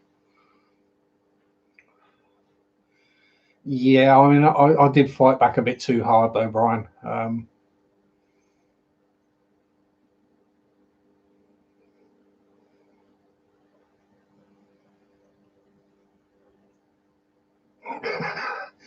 Yeah, that one's going to cause fights, so Aaron.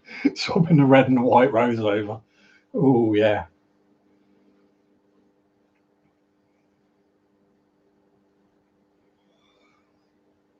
Yeah, it's yes, the goes as far back as the Civil War. That one. Yeah, if anyone's got the links for anyone's GoFundMe's or the PayPal's, feel free to stick them in the chat.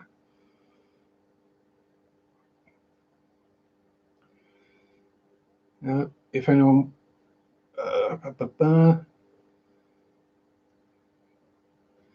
there's Jess. If I make you a, what I'll do, Jess, is I'll make you a mod, and then you can pop your own link in. How's that sound?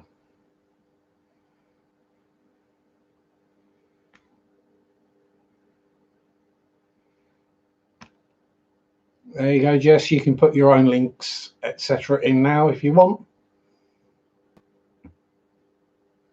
Hate drinking Georgia t-shirt. Yeah, that's just the way some people are, though, Aaron. Don't bother me in the slightest.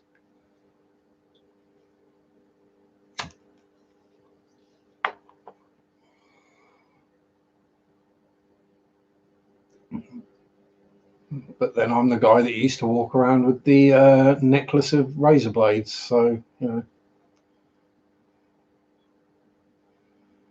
Yeah, there we go. Pounds and PayPal.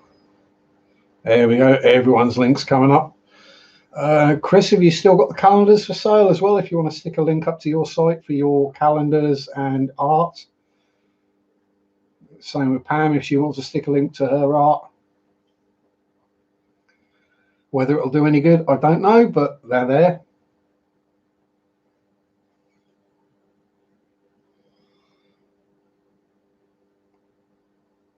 There we go. Exactly. I mean, I'm not going to pressure anyone into donating to anyone. I mean, I'll quite happily take donations, but you know, it's never asked for. It's banter. Exactly. Just banter. Some people don't understand banter these days. Some people get very butthurt and upset about banter. Part of the reason I don't have a job at the moment. Someone walking in on me bantering with someone else and then taking the wrong end of the stick and getting all offended by it.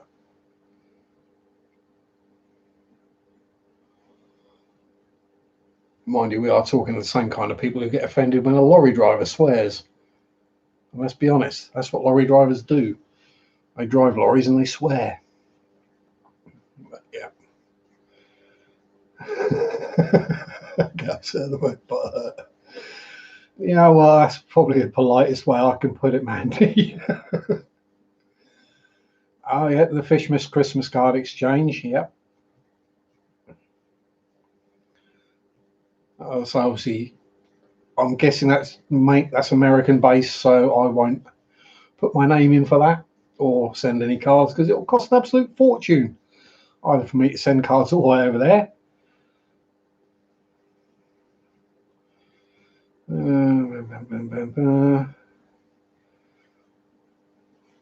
Lorry drivers. Oh, well, you know, if you need me to kiss it better for you, Stephanie. Yeah, bus drivers swear quite a bit as well. I enjoy it when I'm like the only person on the bus and the bus driver starts swearing.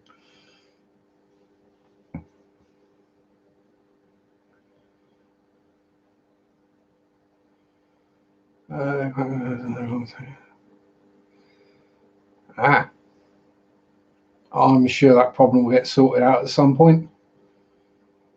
Yeah, lorry driver, truck driver. Yeah, it's yeah, it's just generally delivery drivers swear a lot. Forklift drivers swear a lot. Just well, it generally all tend to be males of a certain age who just swear a lot. And you may notice me stumbling over words occasionally here. That's because I'm trying not to swear too much as well.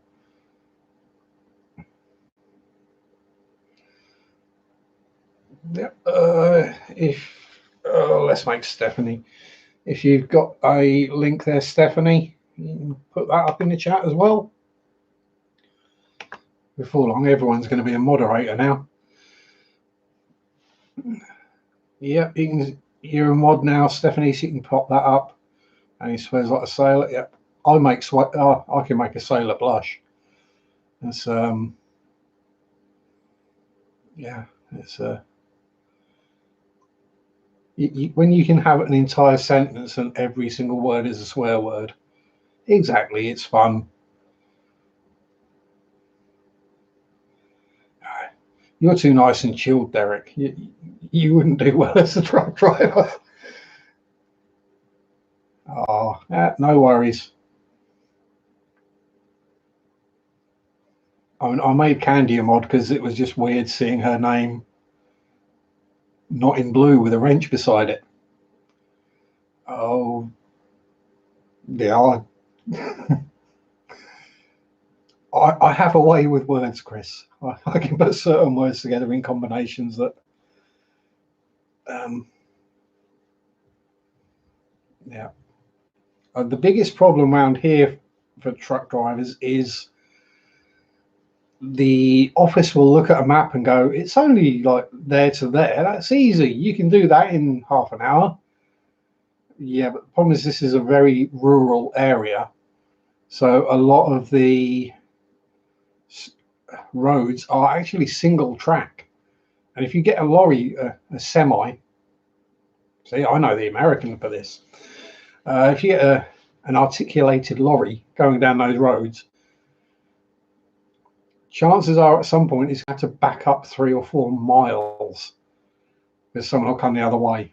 So you can't take a wagon down them. So they have to go all the way around the houses. And what should be a 20-minute drive takes about an hour and a half. And then the lorry driver gets moaned at for being late, and they couldn't get there any sooner.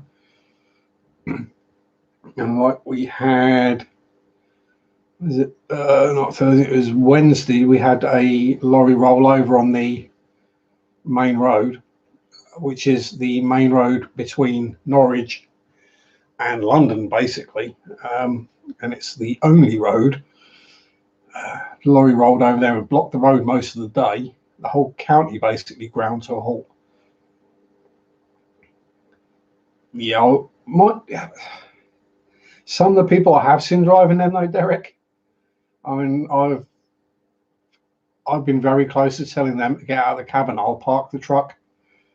Given how bad some of them are at backing onto bays, or you tell them which way to go.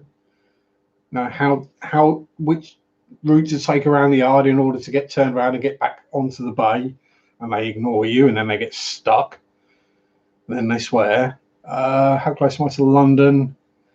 It's a couple of hours down the A11, M11.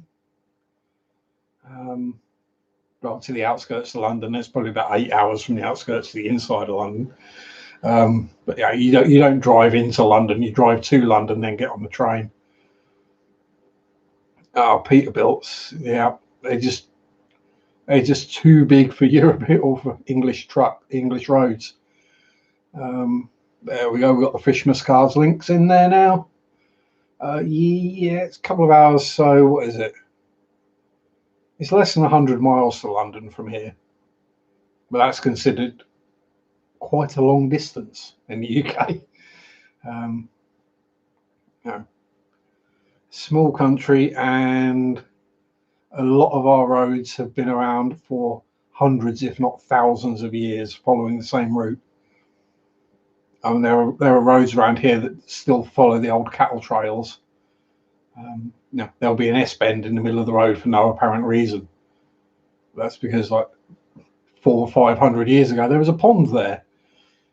It's been long filled in, but they built the road on where the trail ran.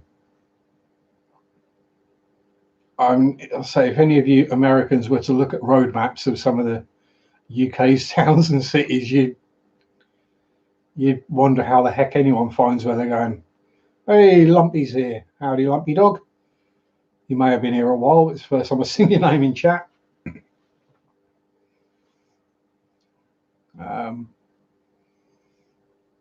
But yeah, I mean, I'd suggest, if you want to have a look at road layouts just for a real laugh, if you go on like Google Maps and go to Norwich,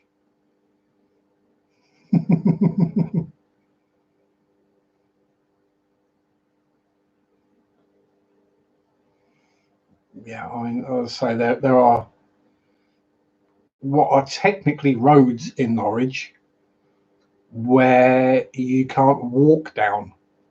No, it's one person width walking down it. Oh yeah, it's never good when you give the lorry driver the wrong directions. Although if you get one who's peed you off, sometimes it's fun to send them the wrong direction. Oh yeah, enjoy your visit with the man in the red suit, D. Thank you very much. I should be around for later streams. I'll only be around a little bit longer myself because, yeah, there are still cobbled streets. If you look at Elm Hill, Hadley, Elm Hill hasn't changed for several hundred years. Still timber frame stuff. I think it works out in the city itself. There's a church for each week of the year. You could go to a different church every week. Yeah, you go get some grub, Chris. I'm going to have to get something to eat in a minute myself. Yeah, thankfully Dee's small enough to sit on Santa's knee.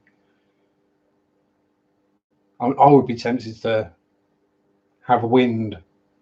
The lovely smell of too much whiskey. Yeah, I think our Santas are a little bit lower class than most of the American Santas or the Canadian Santas. Uber Eats, I'm lazy. Oh, Chris. If you've got bread and cheese, you don't need to order in. Stick some bread in the toaster, butter it, put some cheese on it, stick the two together in a sandwich and stick it in the microwave for 30 seconds. Yeah, there you go. Grilled cheese in literally 3 minutes. But yeah, enjoy yourself, Dee, and little one. I'm sorry, I can't remember her name. Oh, Vegemite. Vegemite is lush. Yeah, cheese on toast is just done the easy way, Aaron. Because the toasting the bread first means it. Oh yeah, no bread. Sorry, Chris. But yeah, if you toast it first, it means the bread doesn't go soggy in the microwave.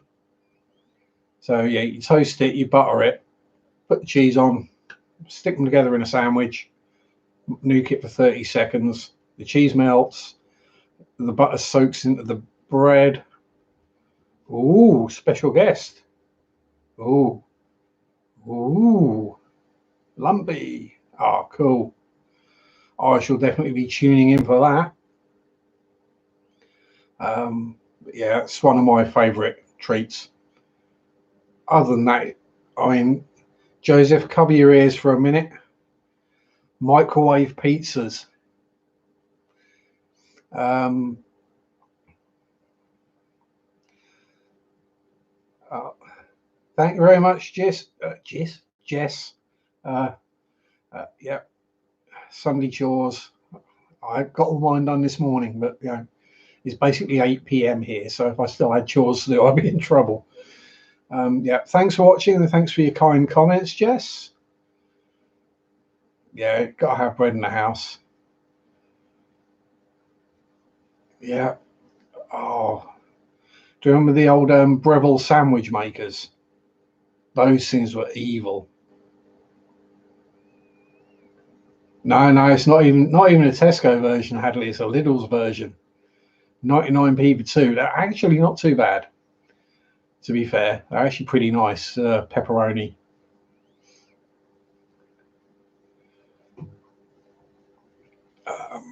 But as I've said, I've got no sense of smell, so my sense of taste isn't exactly great either. Which is why I prefer instant coffee, because it's instant. You don't have to wait for it to be ready. And I can't taste the difference between posh coffee and instant. It's hot, it's wet, it's sugary, it's got caffeine in it. Job done.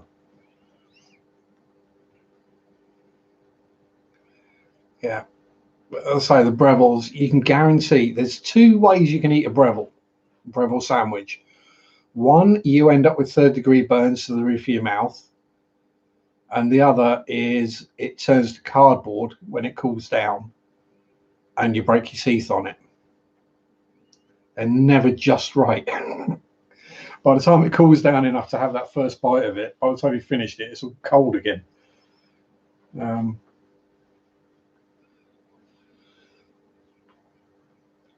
That's not off topic, Aaron. We're talking about food, but yeah, if I went to America, I'd come back even fatter.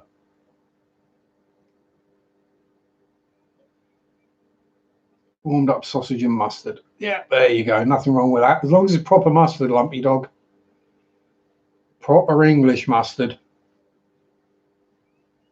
None of your weak Dijon or hot dog mustards.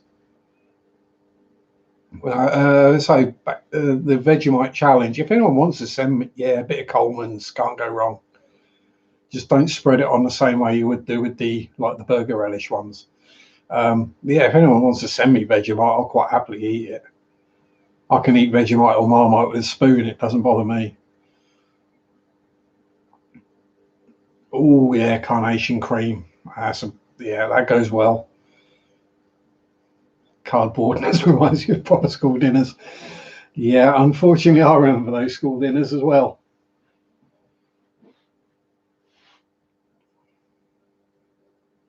Yeah, bit of coffee in your sugar. Yeah.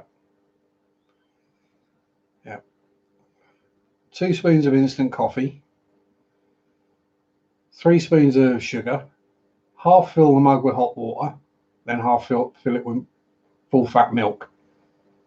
Then pretty much straight down. Well, the other one I do sometimes if I'm feeling a bit is I put instant coffee in my Coke. That really does give you a pickup. See, I don't wish it on you, Derek. But next time you have a really bad cold, when your sense of smell completely goes and your sense of taste is virtually non-existent, that's what mine's like all the time. Which is why I can eat Coleman's English mustard with a spoon. Which is why I watch the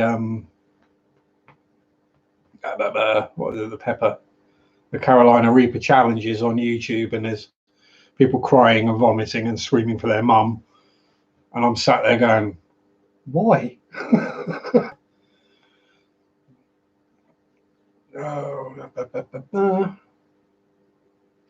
No, that's not being odd, Lumpy dog, yeah, depression is one of those things that you don't get rid of it. You never. It's not like, as I say, a cold where you get over it and you're well again. It's always going to be there. It's just yeah. As I say, I don't suffer from depression anymore. Depression suffers from me. But yeah, exercise, yeah, that's good for it, and things that can focus your mind. So yeah, painting miniatures. You're focusing your mind on that miniature, that small detail. You're in full control of what's happening, and everything else just disappears.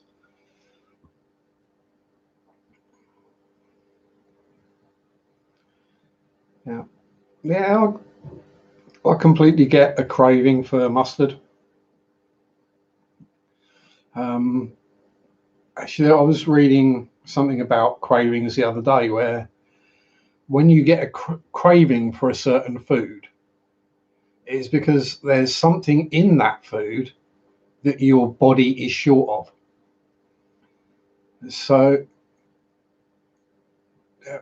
no, it's not a case of being proud of it or not being proud of it, Lumpy. It's it's a part of you, it always will be.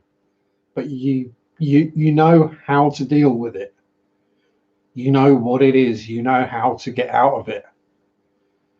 Um, yeah, it can take a long time to climb back up that spiral, but you know from the past you'll get there. You'll get back up again. If your body's craving sleep, Brian, go have a nap. Go for it, bud. I did have a nap earlier, so I'm okay at the moment.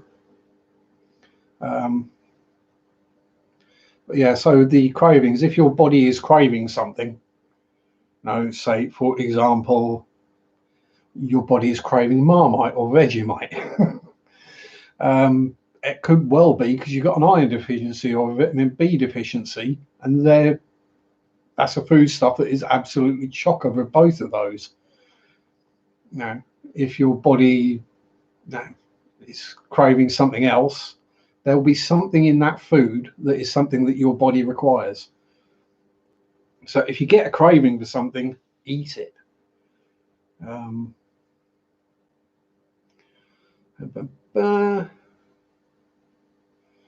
Yeah, so I don't want to be the guy who goes, I never had a problem, but I've never had an issue with UMP primer, or Steinel jizz, whatever it is.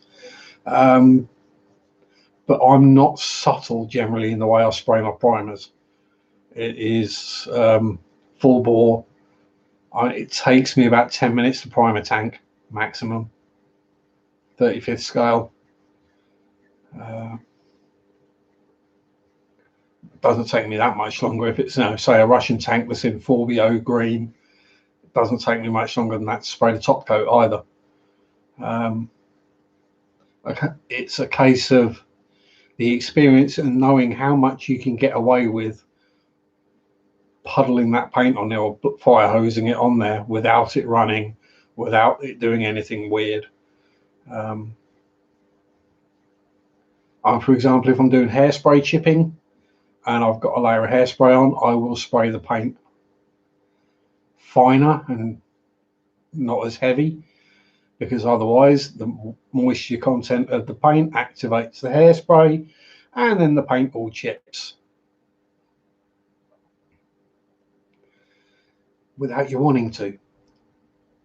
Yeah, it's the first time anyone gets depression is always the worst time, because you don't have the experience of it, and even other people who've had depression, it's so difficult to explain to people.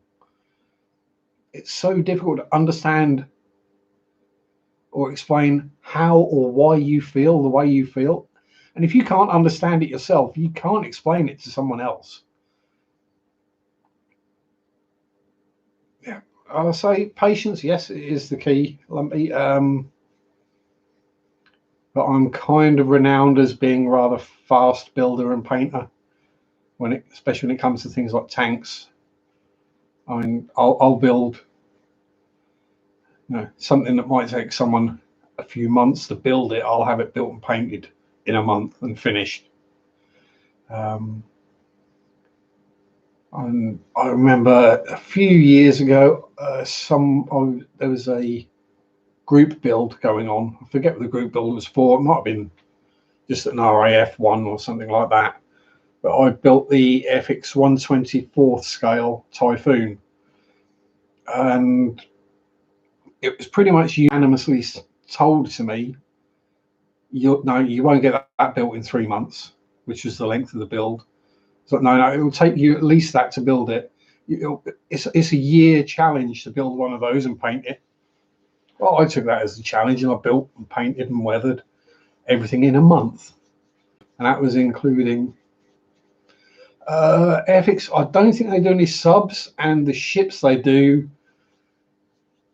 I mean, they do the Mary Rose and Victory, I think, but they're older than me, so yeah, I wouldn't buy an FX ship or a sub.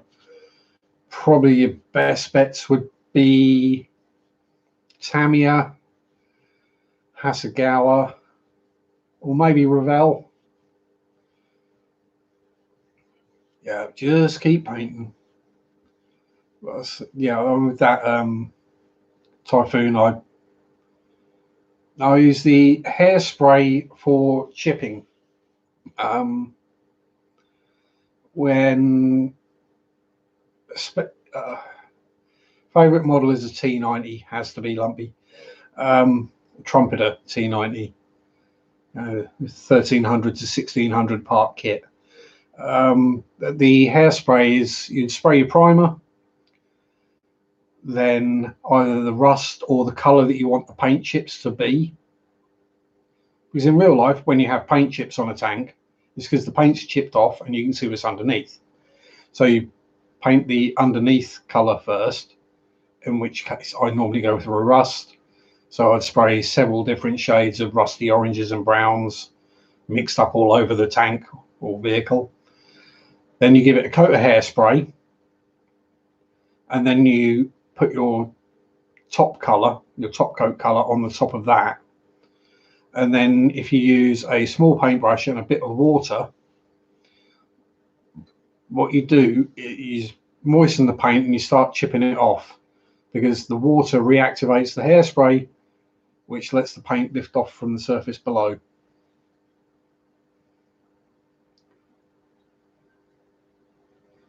And bam, bam. You're a mod too, Mandy. So yeah, that's how the hairspray chipping technique works. Don't think, have I got anything up here that I hairspray chipped? Not anything I did subtly. I think, is the old F1 car up here somewhere? Yeah, there we go.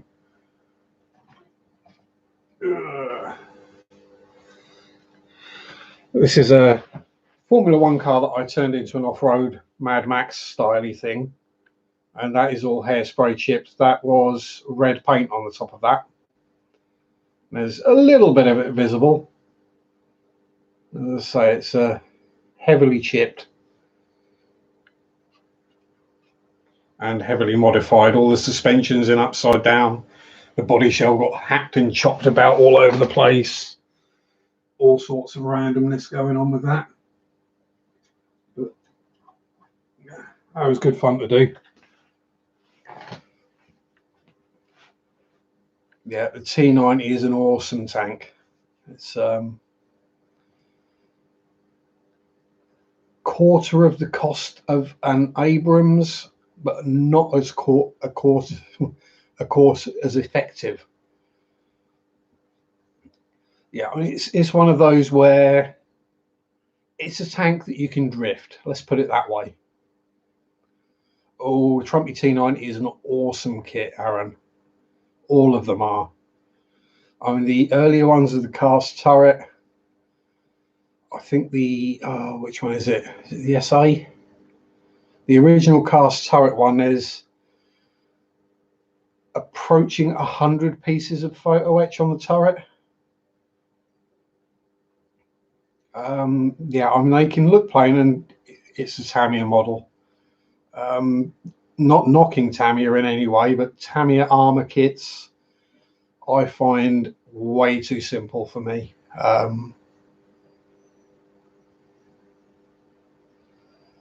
Yeah, so it's things like the was it the Tamiya S35, the Samoa, the French tank, beginning of World War II. I built that in an afternoon, literally one afternoon, about 3 hours. It was built. The same with their the T62, again about 3 hours to build. Um,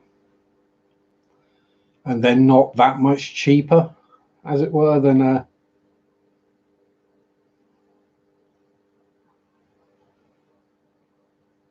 yeah. So I mean, the Abrams is technically really, yeah, it's like an Airfix Spitfire. They just go together really easily. Live streams for fish and scale. There's probably someone live streaming crocheting, Stephanie. It won't be me. I mean, technically, I can crochet because I used to do it as a child. But yeah, so the Abrams is technically possibly the best tank in the world. I just don't like the look of it.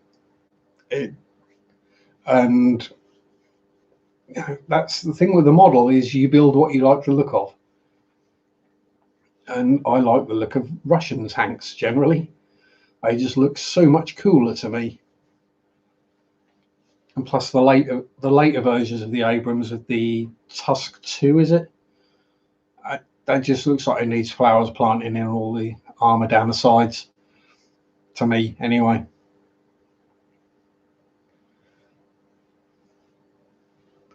Yeah, I mean, I have recently had suggestions come up on my YouTube for young ladies that review sex toys.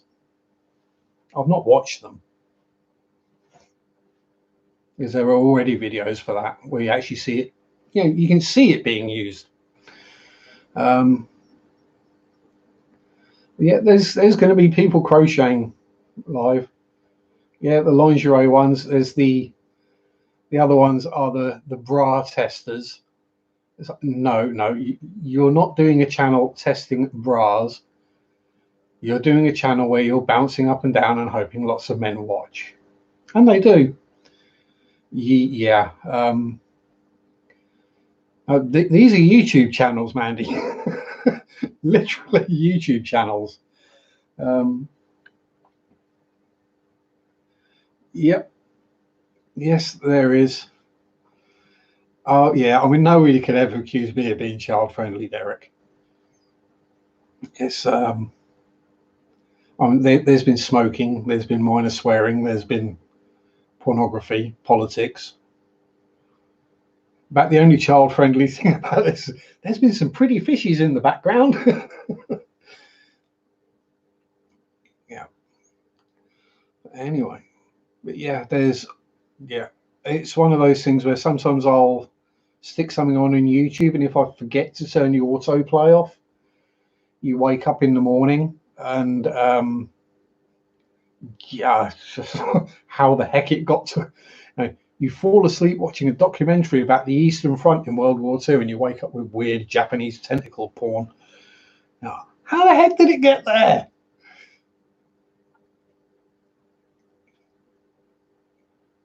Yeah. Oh, there was. There you go, some fishies. Let's get back on roughly on topic. Oh man, yeah, don't get me doing on religion.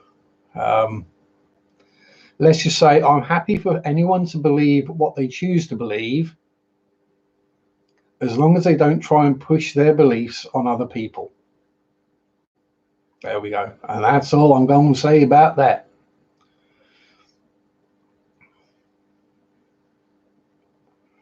But anyway, I've been going 2.25 hours now, and my stomach is grumbling. I'm surprised none of you have heard it. So I will say thank you, everybody, for watching. I hope to see you all again next week. and enjoy your hobbies, whether they be fish keeping, modeling, crocheting, weird Japanese tentacle porn. So yeah, thank you all for tuning in. Same time again next week. Don't forget, Chris is on in 45 minutes, I think. And Joseph and Aquafunk and Susie Q, I think King Queen Cichlids after that. So see you all later. Have fun and bye.